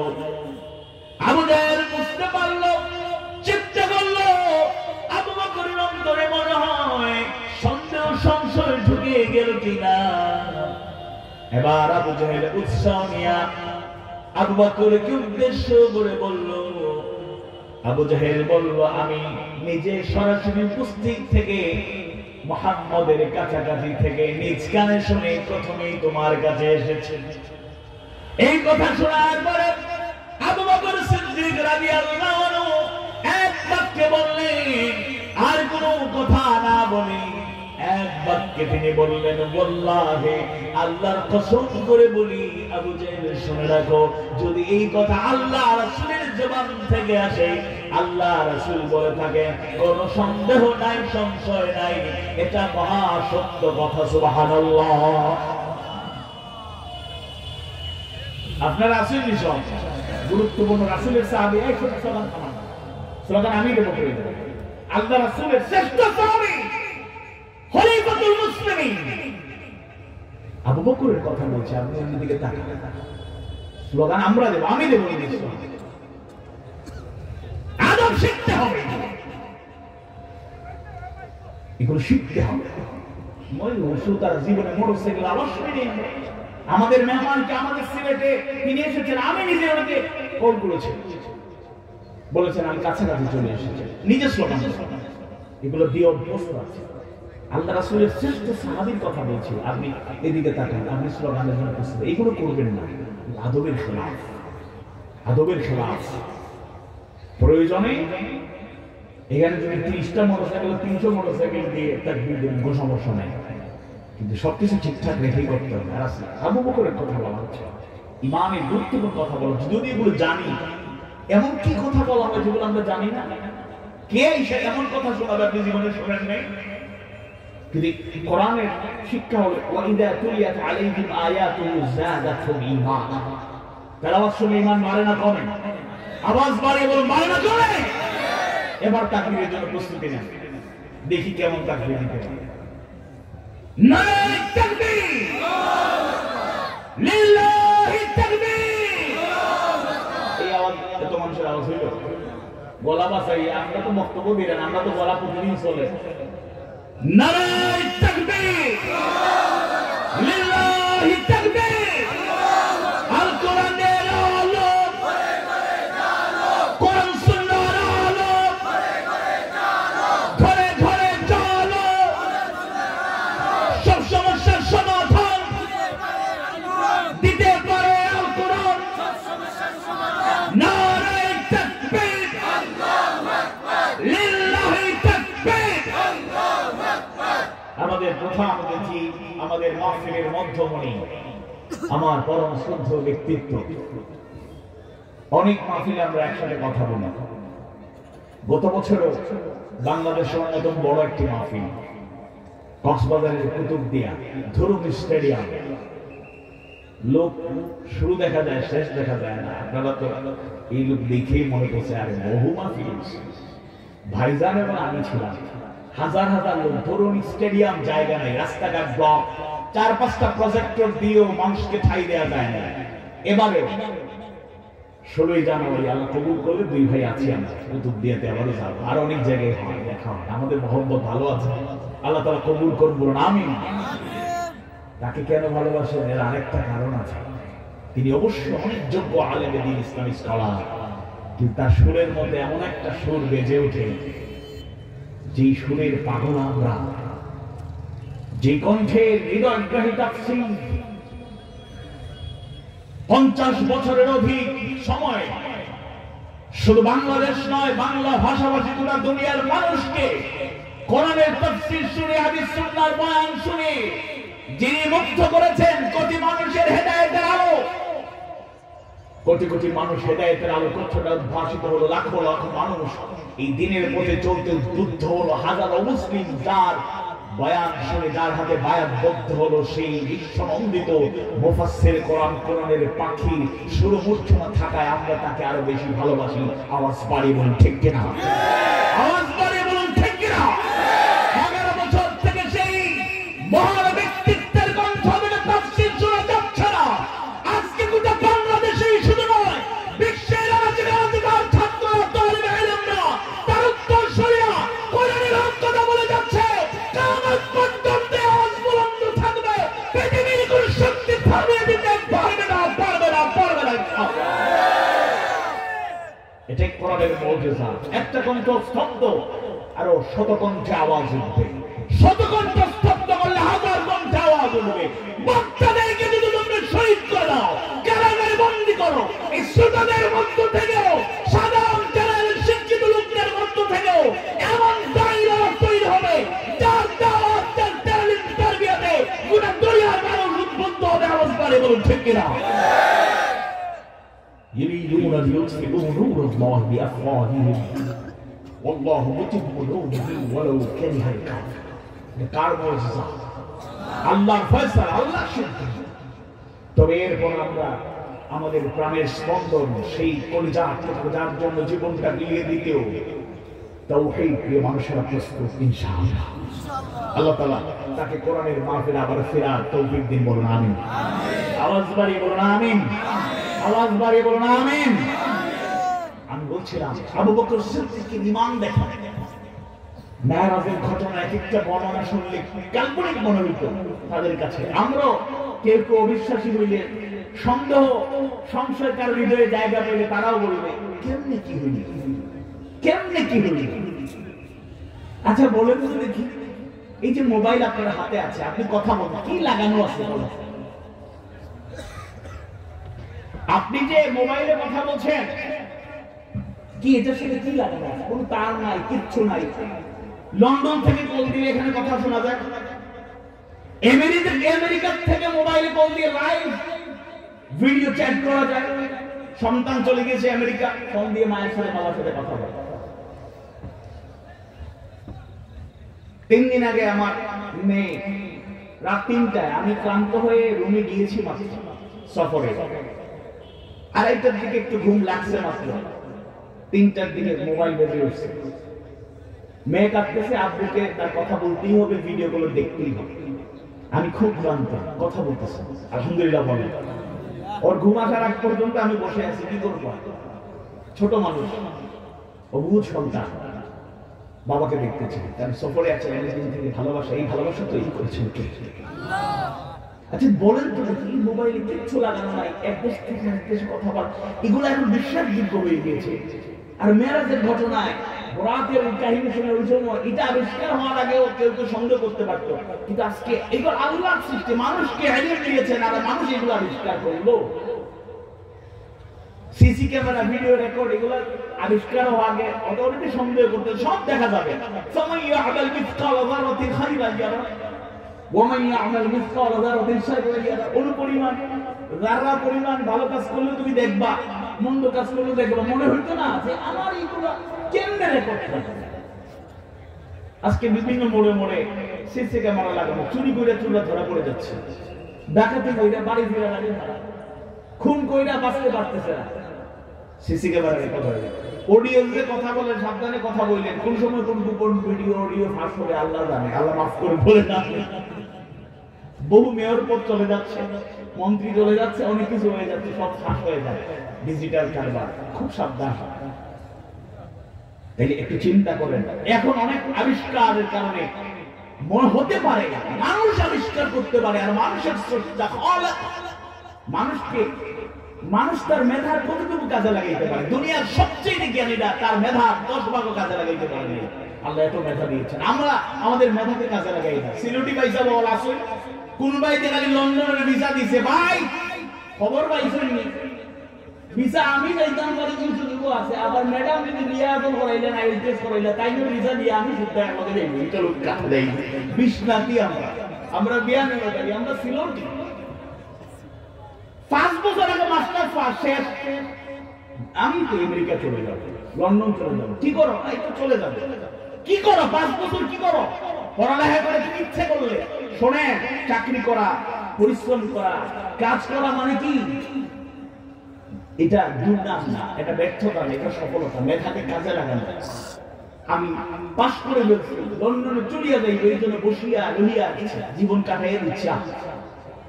বাংলাদেশের অন্য স্কুলগুলোতে গান, পড়ালেখা শুরু করে চাকরিও করতেছে, পড়ালেখা করতেছে, একসাথে সব চলছে, পরিবার চালায়। ইন্টারমিডিয়েট ছাত্ররা টিউশন করে পরিবার চালায়। আমাদের সিলেটেও নাই এরকম না, আছে বলে আলহামদুলিল্লাহ। যাই হোক, যে কথা বলছিলাম, অন্তরে বিশ্বাসটা সুদৃঢ় আর করতে হবে। মেরাজের ঘটনার বর্ণনা আবু জাহেলের মাথা আউল ফাউল হয়ে গেল, বললো তো সন্দেহ লাগতেছে। মুসলমানদের হয়েছে, এদেরকে বুঝায় বলতে পারলে এরাও ফিরে আসবে। আবু বকরের কাছে গিয়ে বলল, আর আবু বকর কি জবাব দিলেন? আল্লাহু আকবার। আল্লাহ রাসূলের সাথে আবু বকর রাদিয়াল্লাহু আনহুর যখন দেখা হয়ে গেল, আল্লাহ রাসূল বললেন, আবু বকর, আমার সাথে দেখা হওয়ার আগে, আমার কাছ থেকে বর্ণনা শোনার আগে তুমি নাকি আবু জাহেলকে এভাবে জবাব দিয়েছো? আবু বকর সিদ্দিক রাদিয়াল্লাহু আনহু ততক্ষণ পর্যন্ত, যার নাম ছিল আবু বকর রাদিয়াল্লাহু আনহু, তিনি বললেন, ইয়া রাসূলুল্লাহ, ইয়া হাবিবাল্লাহ, আল্লাহকে দেখি নাই, আপনার কথায় বিশ্বাস স্থাপন করেছি, আখিরাতের জিন্দেগির ব্যাপারে সতর্ককে দেখার প্রমাণ নাই, আপনার কথায় বিশ্বাস স্থাপন করেছি। আজ থেকে আপনার সাথে সম্পর্ক নয়, যেদিন থেকে আপনার সাথে সম্পর্ক, আপনার ছোট্টবেলা থেকে আজ অবধি প্রমাণিত সত্য, জীবনে একটা বারের জন্য যিনি মিথ্যা বলেন নাই, যাকে অন্যান্য জাহিলিয়াতের অন্ধকারের যুগে মানুষেরাও আসাদিক বলে, সত্যবাদী হিসাবে স্বীকৃতি দিল, আল-আমিন উপাধিতে তাকে ভূষিত করলো। ইয়া রাসূলুল্লাহ, ইয়া হাবিবাল্লাহ, আপনার পবিত্র জবান থেকে যেই কথা বের হয়ে যাবে, অস্বীকার করার কোনো সুযোগ নাই। এই কথা শুধু সত্য নয়, এটা মহা সত্য। সুবহানাল্লাহ। আল্লাহ রাসূল বললেন, আবু বকর, তুমি শুধু আবু বকর নও, তুমি সিদ্দিক, তুমি মহা সত্যবাদী। জোরে বলুন আল্লাহু আকবার। আমাদের সিদ্দিকী ভাই একজন এসে হাজির হয়েছেন, নিজামউদ্দিন সিদ্দিকী ভাই। আপনারা চিনেন নি সবাই, বালা করি চিনেন, আছেন, আমরা ভালোবাসেন। মহব্বত করে আল্লাহ কবুল করুক, আমিন। এটা হলো এক অন্তরে যেন দুদুল্যমান পরিস্থিতি তৈরি না হয়। এই যে সাম্প্রতিক সময় আমাদের এক বিশিষ্ট জন চেয়ার হারালেন, অবশ্য তাকে হুজুররা অনেক কটূক্তি করে, কিছু শব্দ ব্যবহার করেন, এটা আমি ডিসলাইক করি, এটা গ্রহণযোগ্য হতে পারে না। কারো হাতে যদি একটু সমস্যা থাকে, পায়ে সমস্যা থাকে, আপনি তাকে পঙ্গু খোড়া কিছু বলবেন, এটা ইসলাম আমাদের শিখায়নি। লাকাদ খালাকনাল ইনসানা ফি আহসানি তাকওয়িম, আহসানি তাকওয়িম, সর্বোত্তম অবয়ব, ফান্ডামেন্টাল স্ট্রাকচার দিয়ে আমাদেরকে সৃষ্টি করেছেন কে? আওয়াজ দিয়ে বলেন কে? কেউ কালো হলে তারে একটা খারাপ শব্দ ব্যবহার করে কালো বলে ডাকবেন, কেউ মোটা হলে তাকে খারাপ একটা শব্দ বলে ডাকবেন, একটা হালকা পাতলা মানুষ দেখে এটা বলে ডাকবেন, কারো মাথায় চুল নাই তাকে এটা বলে সম্বোধন করবেন। এটা রুচিশীল মার্জিত ইসলাম প্রিয় যারা চিন্তাশীল মানুষ, প্রকৃত অর্থে মুমিনদের কাতারে শামিল হয়, তারা এরকম কটাক্ষ করতে পারে না। তবে হ্যাঁ, তার আচরণ, তার বিহেভ, তার যে বলটা, তার যে অন্যায়, তার সীমালঙ্ঘন, এটার বিরুদ্ধে কথা ছিল, কথা আছে, কথা চলবে, থামানো যাবে না। প্রথমেই হাত দিল আমাদের কবিতা। প্রধানমন্ত্রী বলেন নাই, রাষ্ট্রপতি বলেন নাই, কোন ফুল মন্ত্রীও না, উনি হাফ হইয়েই বেহুশ হয়ে গেছে। মনে ফুল মন্ত্রী হওয়ার চিন্তা মাথায় চাপছিল, বলে রাষ্ট্র ধর্ম ইসলাম থাকবে না। বিসমিল্লাহির রহমানির রহিম আমাদের থাকতে পারে না, আমরা ৭২ চলে যাবো। উনি ৭২ যাওয়ার আগে ওনার ৭৪ হয়ে গেছে। নাউজুবিল্লাহ বলেন। ইসলাম আছে, বিসমিল্লাহির রহমানির রহিম আছে। কেউ কেউ আবার খুব বুদ্ধিজীবী বলেন অমুক তমুক এটা অ্যাড করছে, মরহুম কে অ্যাড করলো, কে যুক্ত করলো, এটা বড় কথা নয়। এটা আমরা জেনে বুঝে অভ্যস্ত হয়ে গেছি। যদি না হতো আমরা কোনো প্রশ্ন হয়তো করতে পারতাম না, আমাদের এই ক্ষমতা ছিল না। কিন্তু জেনে বুঝে আমরা স্বীকৃতি পেয়েছি, আমরা শুনেছি, আমরা জেনেছি, আমরা স্পষ্টভাবে, ছোট বাচ্চারাও জানে আমাদের সংবিধানে বিসমিল্লাহির রহমানির রহিম আছে, রাষ্ট্রধর্ম ইসলাম আছে। রাষ্ট্রধর্ম ইসলাম মানে কি আমি হিন্দুদেরকে মারি না আঘাত করি? No, never. এটা তো মুসলিম রাষ্ট্র, ইসলামী রাষ্ট্র যদি হয়ে যায় দেশ, হিন্দু ভাই বোনরা কেউ শুনে থাকলে আপনারা শুনুন, আপনাদের মর্যাদা কয়েক গুণ বেড়ে যাবে ইনশাআল্লাহ। বৌদ্ধ খ্রিস্টান ভাইরা আপনারা নিরাপত্তাহীনতায় ভুগবেন না। ইসলাম অন্য ধর্মকে ছোট করে না। ইসলামের মতো এরকম সার্বজনীন এত উন্নত আদর্শ পৃথিবীতে আর এখন আসবেও না ইনশাআল্লাহ। রাষ্ট্রধর্ম ইসলাম বিসমিল্লাহির রহমানির রহিম আমাদের আবেগের সাথে মিশে গেছে। এটাকে কেউ মুছে ফেলতে হলে মুমিনদের কলিজা ছিঁড়ে আলাদা করে আমাদের শহীদ করতে হবে, আমাদেরকে প্রয়োজনে শেষ করে দিতে হবে। একজন মুসলমান বেঁচে থাকা অবস্থা ইসলামের বিরুদ্ধে, বিসমিল্লাহর বিরুদ্ধে কটূক্তি হলে প্রতিবাদ চলবে। এই জমান আল্লাহ যতদিন রেখেছেন প্রতিবাদ কেউ বন্ধ করতে পারেনি, পারবে না, পারবে না, পারবে না ইনশাআল্লাহ। উলামা ওয়ারাসাতুল আমবিয়া, নবী রাসূলের ওয়ারিস হচ্ছেন আলেমগণ।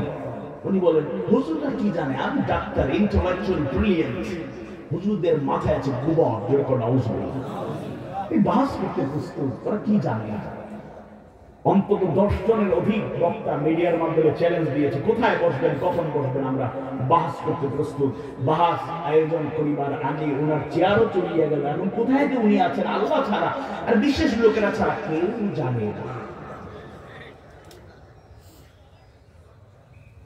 এরকম বাড়াবাড়ি যারাই করবে এদের পরিণতি দুনিয়া আখিরাতে ক্ষতিগ্রস্ত এরা হবে। আল্লাহ এদের হেদায়েত দান করুন, বলুন আমিন। আওয়াজ বাড়িয়ে বলুন আমিন। দ্বিতীয় হলো ওয়ালিকরার বিল লিসান, মৌখিক প্রকাশ।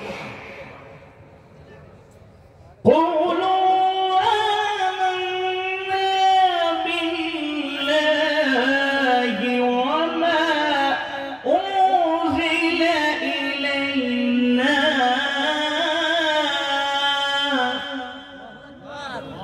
তোমরা বলো আমরা ঈমান রাখি আল্লাহর প্রতি এবং যা আমাদের উপর অবতীর্ণ হয়েছে, যেরকম সুবহানাল্লাহ। ঘোষণা করা, প্রথমত অন্তরে বিশ্বাস, এটার নাম হলো ঈমান। দ্বিতীয় হলো মুখে প্রকাশ করা, ঘোষণা দেয়া। তবে এটা পরিপূর্ণতা পাবে যখন আমি শুধু ঘোষণা দেব না, বরং এটাকে দাওয়াতের মাধ্যমে অন্যের কাছে পৌঁছে দেব, তাইলে ইকরার বিল লিসান, জবানের যে স্বীকৃতিটা পরিপূর্ণতা পাবে। সুবহানাল্লাহ। আমার ব্যক্তিগত কথা, আমার ব্যক্তিগত কোনো কথা, ইমাম সাহেবের ব্যক্তিগত কোনো কথা, নিজাম সিদ্দিকী ভাইয়ের ব্যক্তিগত কোনো কথা, কিংবা যারা আছেন তার কোনো ব্যক্তিগত কথা আমাদের জন্য আদর্শ হতে পারে না। আমাদের জন্য আদর্শ একজন, উসওয়ায়ে হাসানা একজন, তিনি হচ্ছেন বিশ্বনবী মুহাম্মদ রাসূলুল্লাহ সাল্লাল্লাহু আলাইহি ওয়াসাল্লাম। সূরা আল-আহজাবের 21 নম্বর আয়াতে কারিমা আল্লাহ সুবহানাহু ওয়া তাআলা জানালেন, লাকাদ কানা লাকুম ফি রাসূলিল্লাহি উসওয়াতুন হাসানা, তোমাদের জন্য একমাত্র শুধুমাত্র আল্লাহ রাসূলের জীবনেই রয়েছে সর্বোত্তম আদর্শ। সুবহানাল্লাহ। আল্লাহ রাসূলের কাছে ইলমুল ওহী আসলো,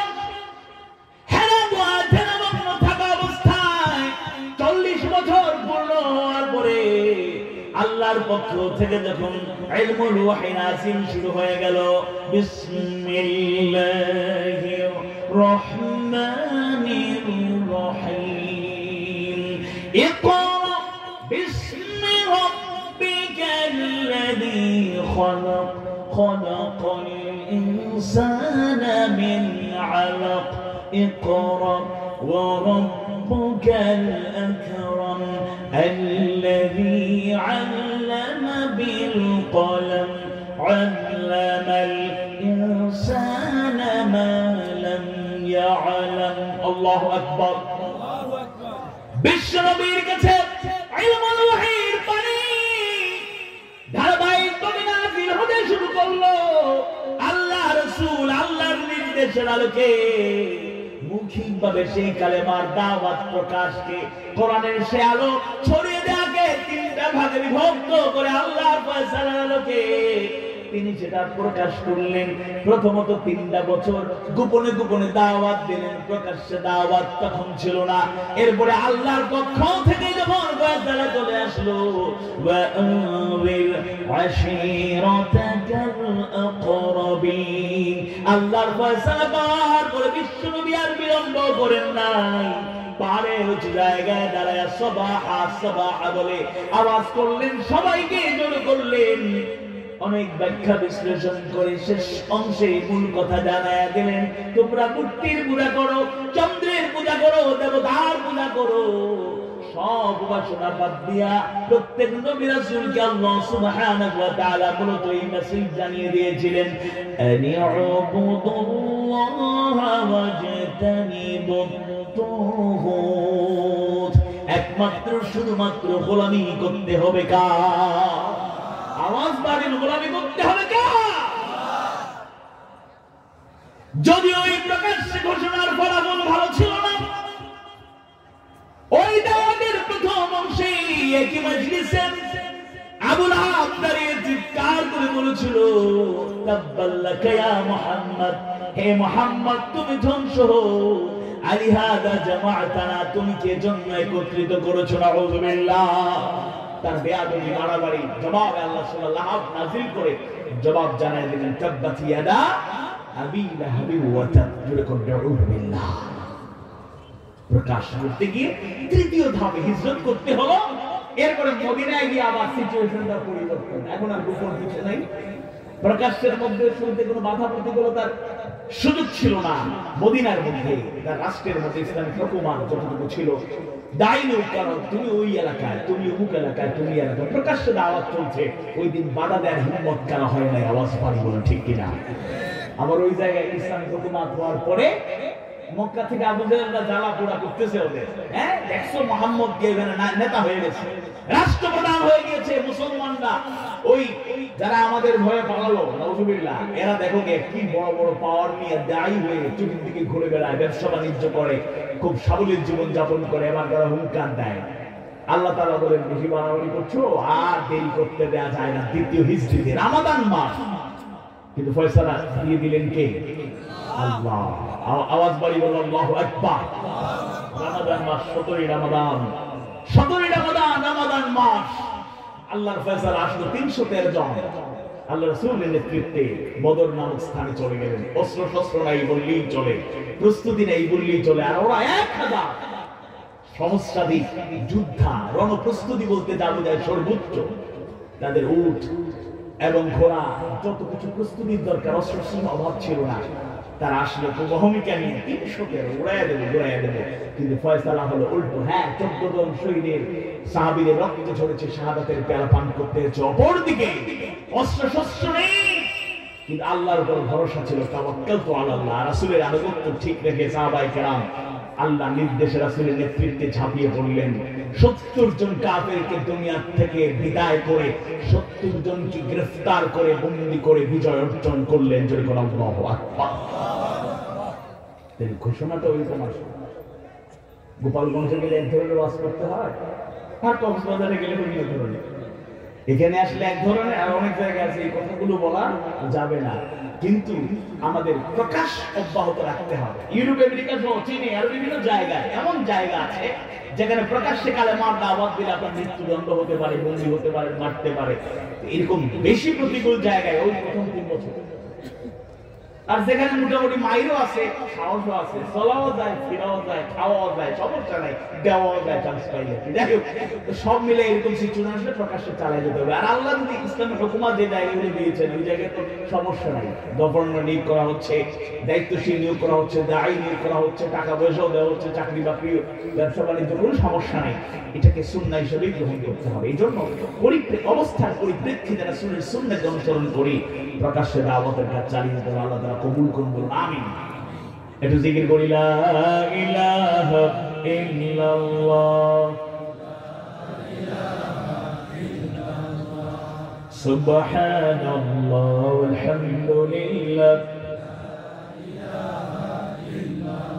সুবহানাল্লাহ, আলহামদুলিল্লাহ।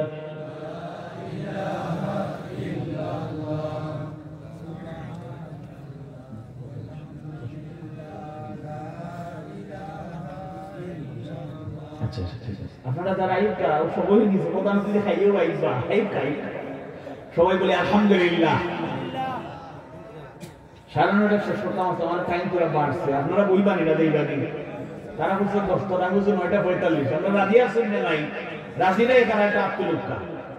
আচ্ছা ঠিক আছে, একজনে 2 আর একজনে আধা, 3 জন এরা একটু বুঝে রাখো, এরা এইবানি আলামত পালা যায়।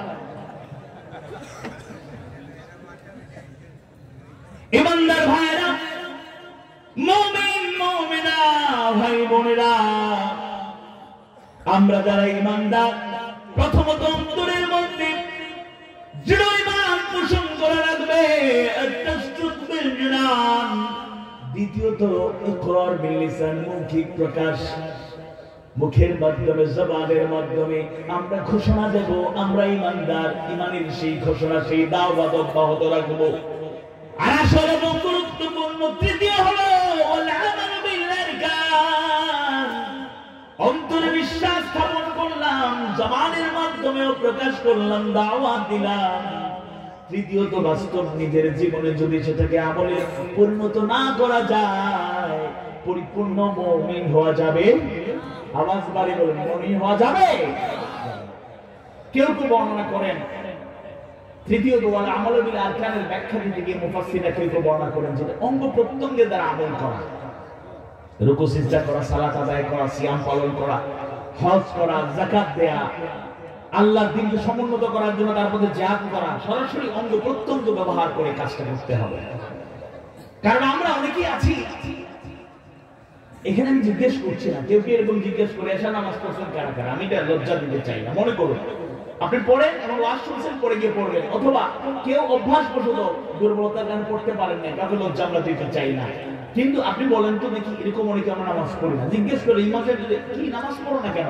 হুজুর নামাজে একটু সমস্যা, আপাতত পড়তেছি না। চিন্তা করি না, ইমান কিন্তু ঠিক আছে। রমজান মাসে দুপুর বেলা যুবক ছেলে রোজা রাখার কথা খায়, হোটেলগুলোতে লাগা হিন্দু ভাই বোনদের জন্য সংরক্ষিত, ভিতরে ঢুকে দেখেন একজন হিন্দু মুসলমান সন্তানগুলো খায়।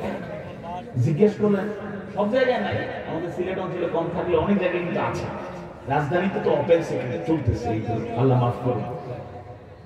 রোজা রাখো নাই, একটু সমস্যা। চিন্তা করি না, ইমান কিন্তু ঠিক আছে। ইমান এত সস্তা জিনিস, বুঝি নেই ইমান কারে কয়। যাকাত ফরজ হয়েছে, দেন না কেন জাকাত?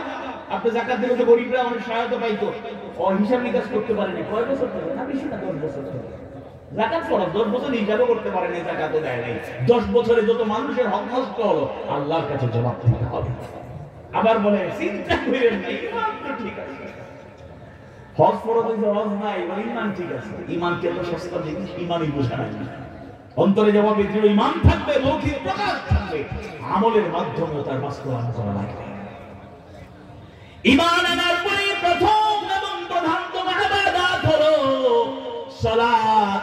এটা আমার বানানো কথা নয়, কার কথা? সূরা তাহার 14 নম্বর আয়াত কারিমায় আল্লাহ সুবহানাহু ওয়া তাআলা তার পরিচয় জানায় দেওয়ার পরে কত সুন্দর নির্দেশ দেন, ইন্নানি আনাল্লাহু লা ইলাহা ইল্লা আনা ফা'বুদনি ওয়া আকিমিস সালাতা লিযিকরি। নিশ্চয়ই আমি আল্লাহ, আমি ছাড়া কোনো ইলাহ নাই। ফা'বুদনি, সুতরাং আমার গোলামি করো। গোলামি করতে হবে কার? আওয়াজ বাড়ি বলে গোলামি করতে হবে কার? ওয়া আকিমিস সালাতা লিযিকরি। আল্লাহ বলেছেন আমার স্মরণার্থে নামাজ কায়েম করো। ব্যাপারটা হলো আমরা আদায় করতে অভ্যস্ত, কায়েম করতে রাজি না। অথচ নামাজটা কায়েম করার নির্দেশ দিয়েছেন কে? আকিমুস সালাহ, আকামুস সালাহ ওয়া ইউকিমুনাস সালাহ ওয়া আকিমুস সালাতা লিযিকরি। শুধু ইকামতের কথা, কায়েমের কথা আল্লাহ তাআলা বলছেন। অথচ আমরা নামাজ কায়েমের চেষ্টা করলে কিন্তু সমাজের অনেক পরিবর্তন হয়ে যাচ্ছে। তাহলে ঈমান আপনি এনেছেন, মুমিন দাবি করতে পারেন কথার কাজে তখন যখন আপনি অন্তরে বিশ্বাস আছে, মুখেও বলেন, আমলে পরিণত করেন। তবে হ্যাঁ, আমলে পরিণত করতে গেলে কিছু বিপদ, মুসিবত, কষ্ট, দুঃখ, যাতনা, শাহাদাত ঘটনা ঘটতে পারে। তারপরে দুর্বল হওয়ার কোন সুযোগ নাই। আওয়াজ করেন, সুযোগ। ঈমানের পথ কুসুমস্তি নয়, কণ্ঠহাতি। ঈমানের পথে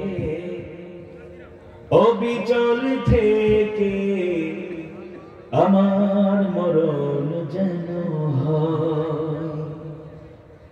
ঈমানের পথে অবিচল থেকে আমার মরণ যেন হয়। তোমারই কাছে মিনতি আমার, তোমারই কাছে মিনতি আমার, মহামহিম দয়াময়। ঈমানের পথে অবিচল থেকে আমার মরণ যেন হয়।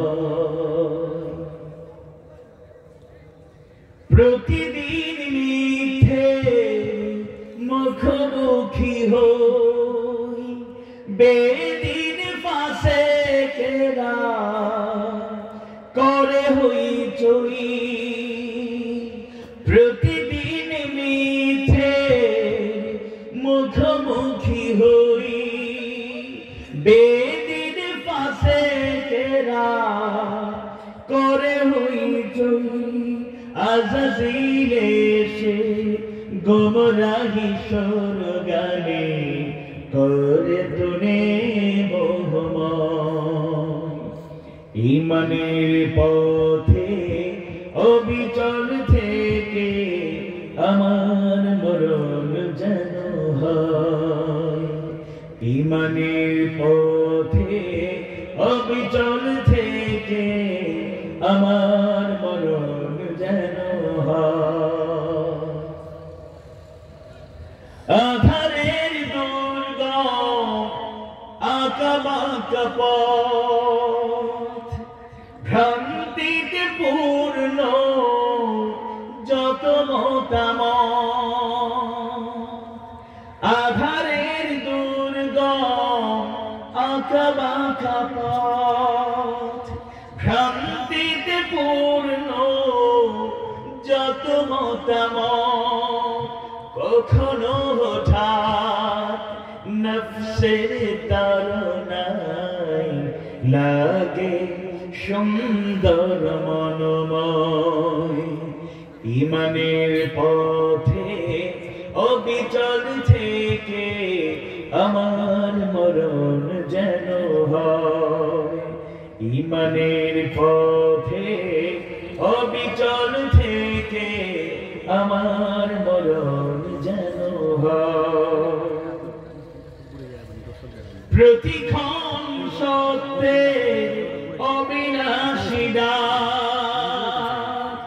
অবিরাম মনটাকে ছুঁয়ে ছুঁয়ে যা।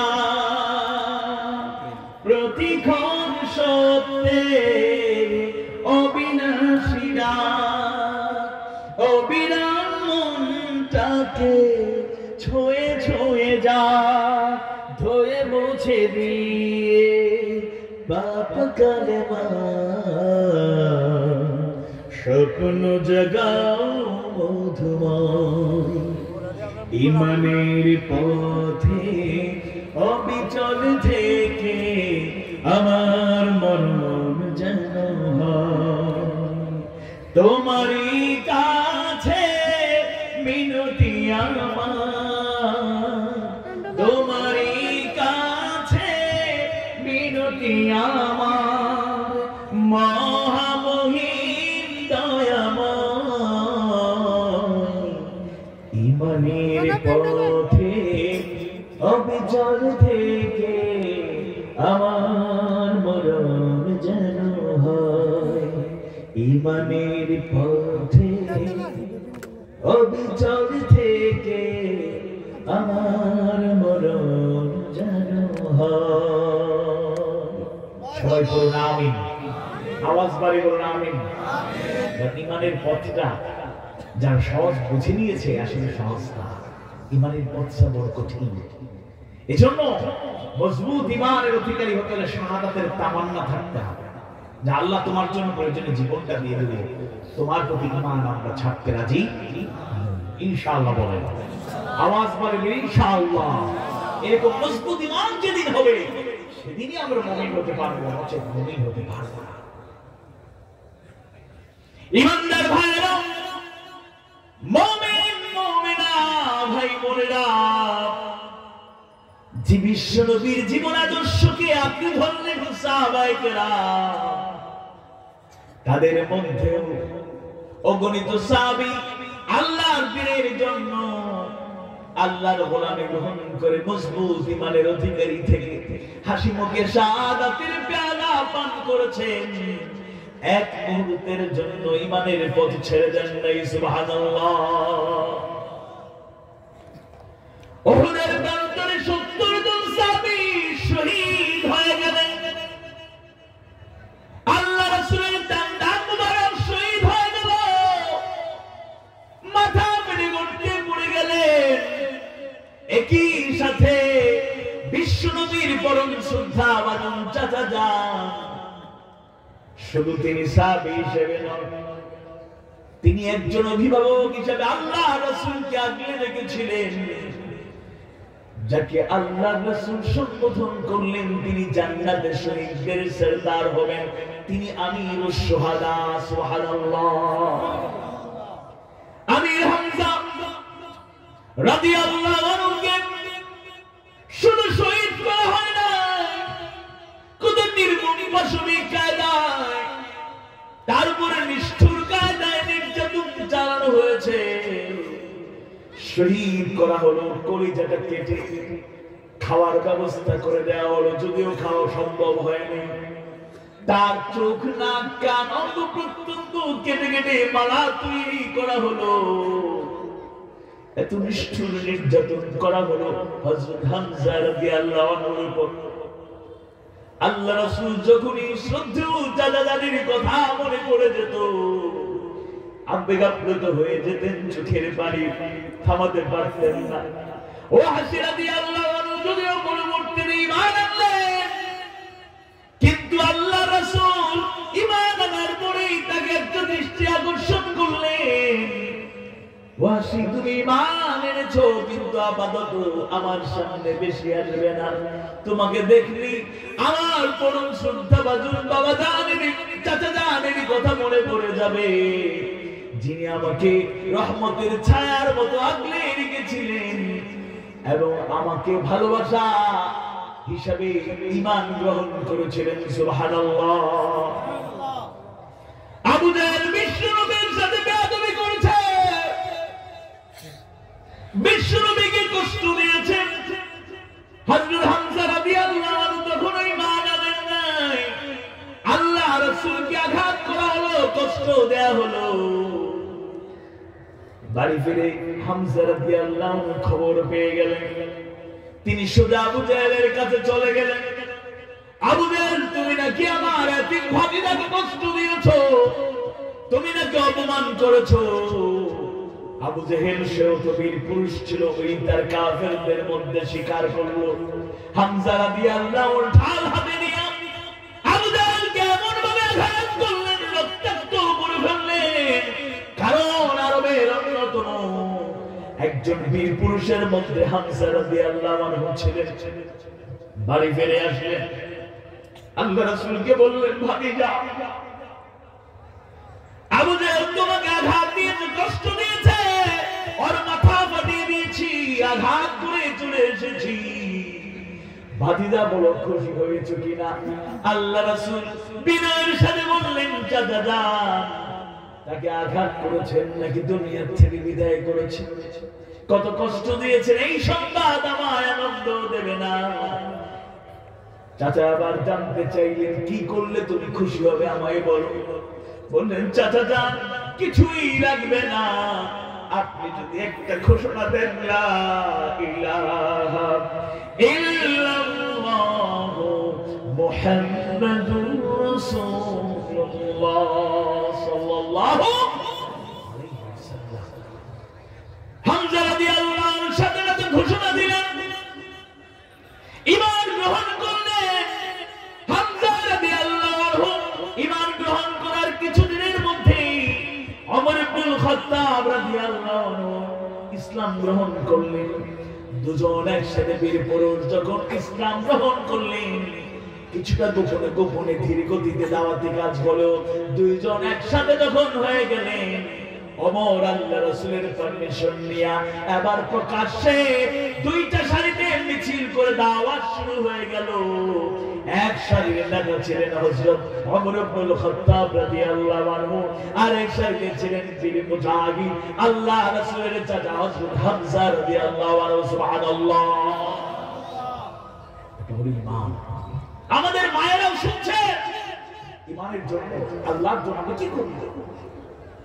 সন্তান দিনের মধ্যে এগিয়ে যেতে চায়, বাবা বলে, বাবা তুমি যাও না, বিপদ হবে, তোমার কষ্ট হবে, তোমাকে মেরে ফেলবে দুশমনেরা। কলিজার টুকরো সন্তানকে মা দিতে চান না, সে কোরআন পড়তে চায়, হাদিস পড়তে চায়, ইসলামের উপরে অগ্রসর হতে চায়, বাবা যাই না, ঝুঁকি আছে, ঝুঁকি আছে। অথচ যুদ্ধের ডাক আসলো, যাদের ঘোষণা আসলো, আল্লাহ রাসূলের এক মহিলা সাহাবী আল্লাহ রাসূলের সামনে হাজির হলেন। কোলের মধ্যে তার শিশু বাচ্চা, কলিজার টুকরো ছোট্ট একটা শিশু বাচ্চাকে নিয়ে কোলে নিয়ে হাজির হয়ে গেলেন। ইয়া রাসূলুল্লাহ, খবর পেলাম আপনি যুদ্ধে যাচ্ছেন, যুদ্ধের ঘোষণা এসেছে। যখনই শুনলাম, এবার তাকায় দেখি ঘরের মধ্যে পুরুষ সদস্য নাই, যারা ছিলেন আল্লাহর জন্য, তার দ্বীনের জন্য শহীদ হয়ে গিয়েছেন। সুবহানাল্লাহ।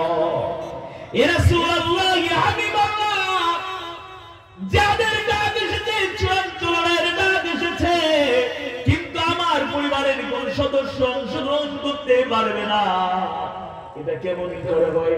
ইয়া রাসূলুল্লাহ, ইয়া হাবিবাল্লাহ, আমার ঘরের মধ্যে আমি তাকায় দেখলাম আমার কলিজার টুকরো শিশু সন্তানটি আছে।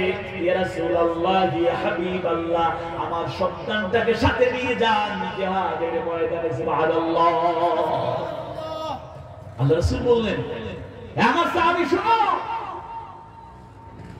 তোমার আন্তরিকতা জজবা বুঝতে পেরেছি, কিন্তু তোমার এই শিশু সন্তান তো যুদ্ধের বয়স হয় নাই, যখন হবে তখন তাকে তাকে দেওয়া হবে।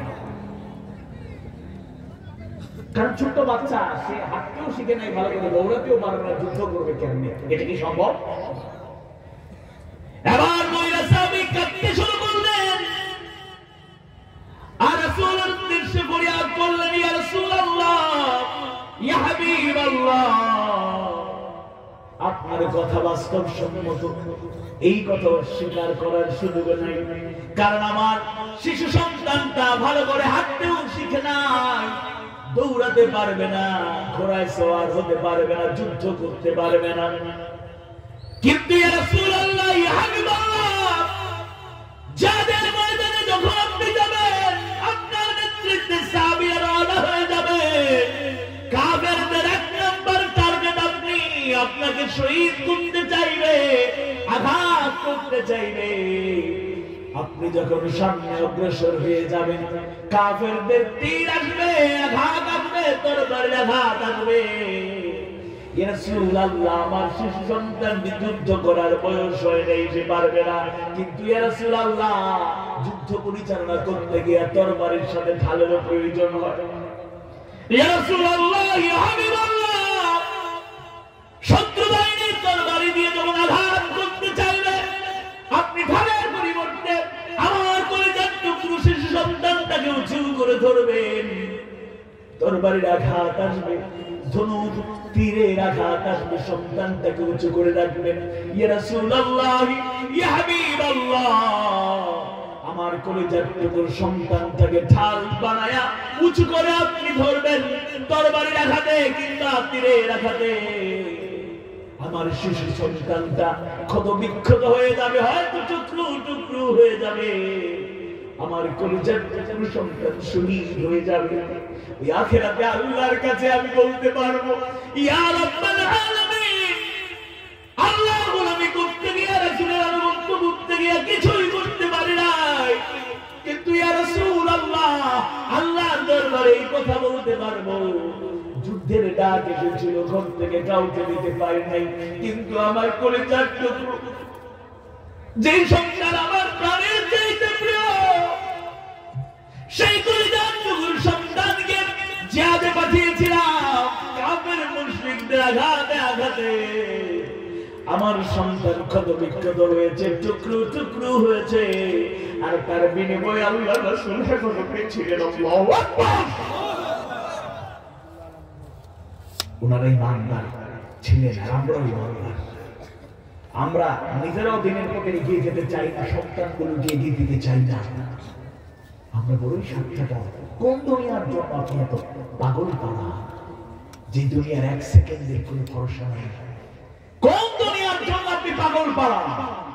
আখিরাতে সময়ের হিসাব করলে দুনিয়ার সময় 40 বছরে, আখিরাতের মাত্র 1 ঘন্টা। কোন দুনিয়ার জন্য পাগল? আপনি বুড়ো হয়ে গেলেন, 80 বছর বয়স, আখিরাতের তুলনায় 2 ঘন্টা বাঁচলেন মাত্র।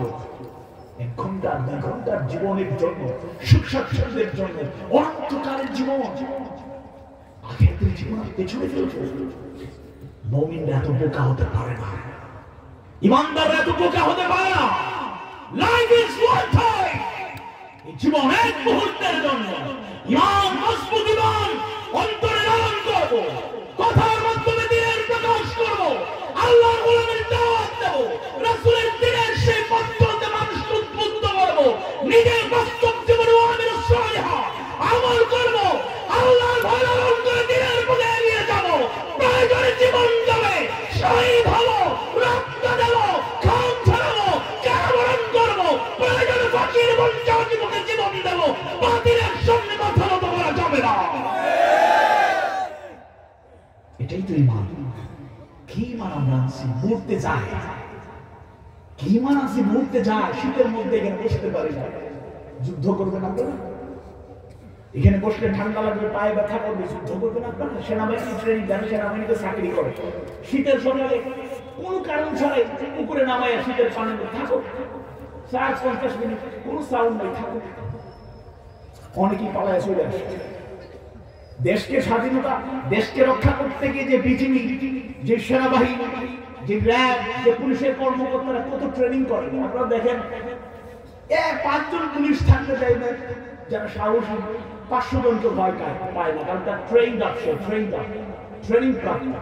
500 জন সংগঠিত না, আপনি কিছুই না, শক্তি না। অন্যায়ের বিরুদ্ধে 20টা যুবক যদি দাঁড়িয়ে যায়, আল্লাহর দ্বীনের জন্য আমরা দাঁড়িয়ে দাও। 2000 যদি তাকে শেষ করতে চায়, তারা প্রয়োজনে এক করে জীবন দেবে।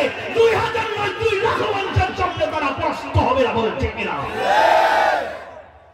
পায়ে অসুস্থতা থাকতেই পারে, কিন্তু এই উইকনেস দূর করতে হবে, হিম্মত বাড়াতে হবে, সাহস বাড়াতে হবে, চির ইমানের অধিকারী হবে।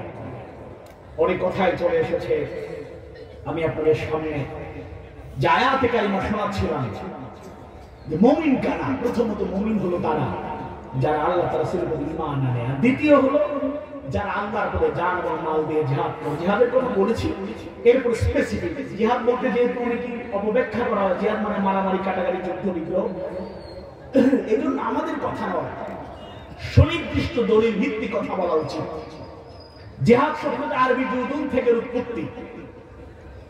আরবের লোকেরা কিন্তু আরবি ভাষী ছিল, তারা ভাষা বুঝতো, ভালো ভালো পণ্ডিত ছিল তাদের দৃষ্টিতে। জিহাদ মানে ছিল, আরবদের কাছে শাব্দিকভাবে জিহাদ মানে ছিল কোন কাজ বা মত প্রকাশ করার জন্য সর্বোচ্চ চেষ্টা করা বা কঠোর সাধনা করা হলো জিহাদ।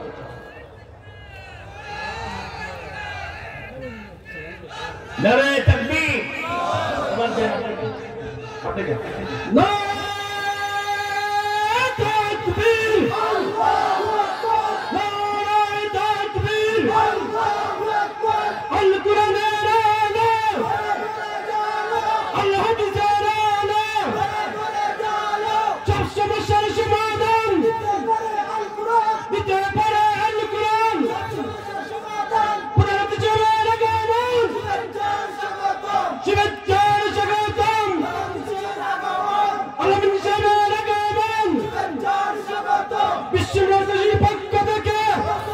আলহামদুলিল্লাহ। কথার বাড়াতে চাই না, কিন্তু একটা পয়েন্ট যদি ভাইয়ের কাছে অনুমতি নিয়েছি আমাদের শ্রদ্ধেয় দাঈন আল্লাহ, আমার পরম শ্রদ্ধেয় ব্যক্তিত্ব, নন্দিত ইসলামী চিন্তাবিদ কারি মাওলানা আব্দুল আলামিন ভাইয়ের কাছ থেকে আমি অল্প সময়ে, যেহেতু দ্বিতীয় একটি অংশ রয়েছে, অল্প সময়ে সে অংশটুকু বলেই শেষ করতে চাই। যেহেতু জিহাদের ব্যাপারে অপব্যাখ্যা আছে, ভুল ধারণা আছে, এমনকি বহির্বিশ্বে গোটা দুনিয়ায় জিহাদের অপব্যাখ্যা হিসেবে একটা শব্দ বাক্য তারা ব্যবহার করে, দা হোলি ওয়ার, পবিত্র যুদ্ধ নাম দিয়ে মুসলমানদের নিধনের কাজ তারা চালিয়ে যায়। আমি স্পেসিফিক সে জিহাদের অর্থ আপনাদের বলতে চাই, 8টা অর্থ আমি শাব্দিকভাবে আপনাদের সামনে উপস্থাপন করতে চাই, যেগুলো অভিধান বলতে বর্ণিত হয়েছে। জিহাদ মানে হলো এক, আল জাদ্দ, প্রচেষ্টা ব্যয় করা, আল জাদ্দ প্রচেষ্টা ব্যয় করা। 2, আত-তাআকাতু, কঠোর সাধনা করা, আত-তাআকাতু কঠোর সাধনা করা। as-sa'yu, তৃতীয় অর্থ হচ্ছে চেষ্টা করা, as-sa'yu চেষ্টা করা। 4, আল-মুশাক্কাতু, আল-মুশাক্কা কষ্ট বহন করা। জিহাদ মানে হচ্ছে কষ্ট বহন করা, চতুর্থ অর্থ। পঞ্চম অর্থ হলো বাযলুল কুওয়া, শক্তি ব্যয় করা, বাযলুল কুওয়া শক্তি ব্যয় করা। 6 নম্বর অর্থ হলো আন-নিহায়াতু ওয়াল গায়া, শেষ পর্যায়ে পৌঁছা। আন-নিহায়াতু ওয়াল গায়া, শেষ পর্যায়ে একেবারে পরিণতির দিকে পৌঁছা। 7 হলো আল-আরদুল সুলবাহ বা শক্ত ভূমি, এবং 8 নম্বর অর্থ হলো আল-কিফা, সংগ্রাম করা। 2টা শরীর অর্থ বলতে চাই। একটা উল্লেখ করেছেন হানাফি গ্রন্থ, যেটা আমরা অনেকেই আলেম ওলামা যারা আছেন তারা খুবই পরিচিত, এই গ্রন্থটি তারা পড়েছেন, তলেব ইলমরা পড়েছেন। শারহুল ইকায়া গ্রন্থকার বলেছেন, আল জিহাদ হুয়া দুআ ইলা দ্বীনিল হক ওয়াল কিতালু মান লাম ইয়াকবালহু, অর্থাৎ জিহাদ হচ্ছে সত্য দ্বীনের প্রতি মানুষকে আহ্বান করা, আর যারা অগ্রাহ্য করবে তাদের বিরুদ্ধে দাঁড়িয়ে যাওয়া, সংগ্রাম করা। আরেকটা অর্থ ইবনে হাজার রাহমাতুল্লাহি আলাইহি সহিহ আল বুখারী ব্যাখ্যাকার, তিনি তার ফাথুল বারীতে উল্লেখ করেছেন, ওয়াশারা'আন বাযলুল জাহদি ফি কিতালিল কুফার, কাফেরদের বিরুদ্ধে যুদ্ধে সর্বাত্মকভাবে চেষ্টা সংগ্রাম করা হলো জিহাদ। আর রাসূলের 23 বছরের জিন্দেগি আমাদের জন্য যেহেতু সূরা হাসানা, 23 বছরের জিন্দেগি স্টাডি করলে ইসলামের সেই সৌন্দর্য, বিউটি অফ ইসলাম, এটাকে যদি রিসার্চ করি তাহলে আমরা পাই 5টা কাজের নাম হলো জিহাদ, 5টা কাজের ধারাবাহিকতার নাম হলো জিহাদ। 14 পয়েন্ট বলছি। 1, আদ-দাওয়া, আদ-দাওয়া ইলা আল্লাহ, আদ-দাওয়া ইলা রাসূল, আদ-দাওয়া ইলা দ্বীন, আল্লাহর দিকে, রাসূলের দিকে, দ্বীনের দিকে, নামাজ, রোজা, হজ, যাকাত, ইসলামের বিধিবিধানের দিকে মানুষকে ডাকা, দাওয়াত দেওয়া। 1 নম্বর, আমি দাওয়াত দিচ্ছি, এর মানে আমি জিহাদ করছি। 2, শাহাদাত আল্লাহ, শুধু ডাকলেই চলবে না, বাস্তব জীবন ইসলামের প্রতিচ্ছবি হয়ে যেতে হবে, কথা এবং কাজে এই যে ইসলামের একজন প্রতিচ্ছবি, আদর্শ অনুসরণকারী এটা হয়ে যেতে হবে। 3 হলো আল আমরু বিল মারুফ ওয়ান নাহই আনিল মুনকার, সৎ কাজের আদেশ দেওয়া এবং অসৎ কাজে নিষেধ করা। 4 নাম্বার হলো ইকামতে দ্বীন, দ্বীনকে কায়েমের চেষ্টা চালানো। আকিমুস সালাহ বলার কারণে নামাজ কায়েম করি আর না করি আদায় করি এটা ফরজ মনে করি, কিন্তু আনাকিমুদ্দিন ওয়ালা তাতাফাররাকু ফি, আল্লাহ বলেন দ্বীন কায়েম করো, পরস্পর বিচ্ছিন্ন হয়ে যাও না। দ্বীন কায়েমকে আমরা ফরজ মনে করি না, এটা ভুল একটা ধারণা। 4র্থ কাজ জিহাদের, দ্বীন কায়েমের চেষ্টা সর্বপর্যায়ে। আর 5 হলো দ্বীন কায়েম হয়ে গেলে কিতাল ফি সাবিলিল্লাহ, আল্লাহর পথে সংগ্রাম। আমাদের দেশে অনেকে জঙ্গি হয়ে যায়।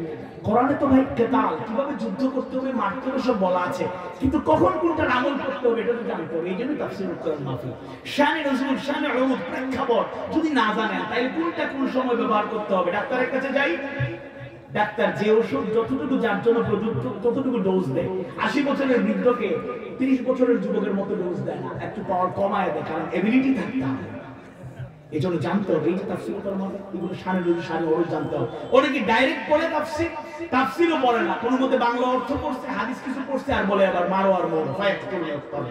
জিহাদ এর নামে জঙ্গিবাদের চর্চা বাংলাদেশে আছে না নাই? যারা জিহাদের নামে জিহাদকে অপব্যাখ্যা করে ইসলামের দুর্নাম করছে, জঙ্গিবাদের সাথে ইসলাম ও মুসলমানের কোন সম্পর্ক থাকতে পারে? কখনোই পারে না। এজন্য এর থেকে আমাদের বেরিয়ে আসতে হবে, ইসলাম বুঝতে হবে। মক্কার 13 বছর, গোপনে 3 বছর, প্রকাশ্যে 10 বছর। প্রতিকূলতা প্রকাশ্যে সময় ছিল, শাহাদাতের পেয়ালা পান হয়েছে, কিন্তু যুদ্ধ হয়নি। মদিনাতুল মুনাওয়ারায় আল হুকুমাতুল ইসলামিয়া, ইসলামিক স্টেট হওয়ার পরে এবার আল্লাহর ফয়সালা এসেছে, যুদ্ধ হয়েছে।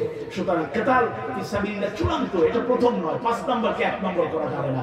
আসুন সূরা হুজুরাত 49 নম্বর সূরার 15 নম্বর আয়াতে কারিমা আল্লাহ তাআলা মুমিন কারা তাদের পরিচয় দিলেন। মুমিন হলো তারা, 1 যারা আল্লাহ তাআলার প্রতি ঈমান আনে, 2 হলো যারা আল্লাহ পথে জান ও মালদের জিহাদ করে। আসুন আমরা জেনে বুঝে ভালো করে ইমানদার হই, মুমিন হই। কথাবার্তা ভুল ত্রুটি হলে আল্লাহ তাআলা ক্ষমা করুন, আপনারা ক্ষমা সুন্দর দৃষ্টিতে দেখবেন আশা করি। আর শিক্ষণীয় যা আমরা আলোচনা করেছি, বক্তা শ্রোতা সবাই যেন আমল করতে পারি। আমিন ইয়া রাব্বাল আলামিন। আসসালামু আলাইকুম ওয়া রাহমাতুল্লাহি ওয়া বারাকাতুহু। আলহামদুলিল্লাহ।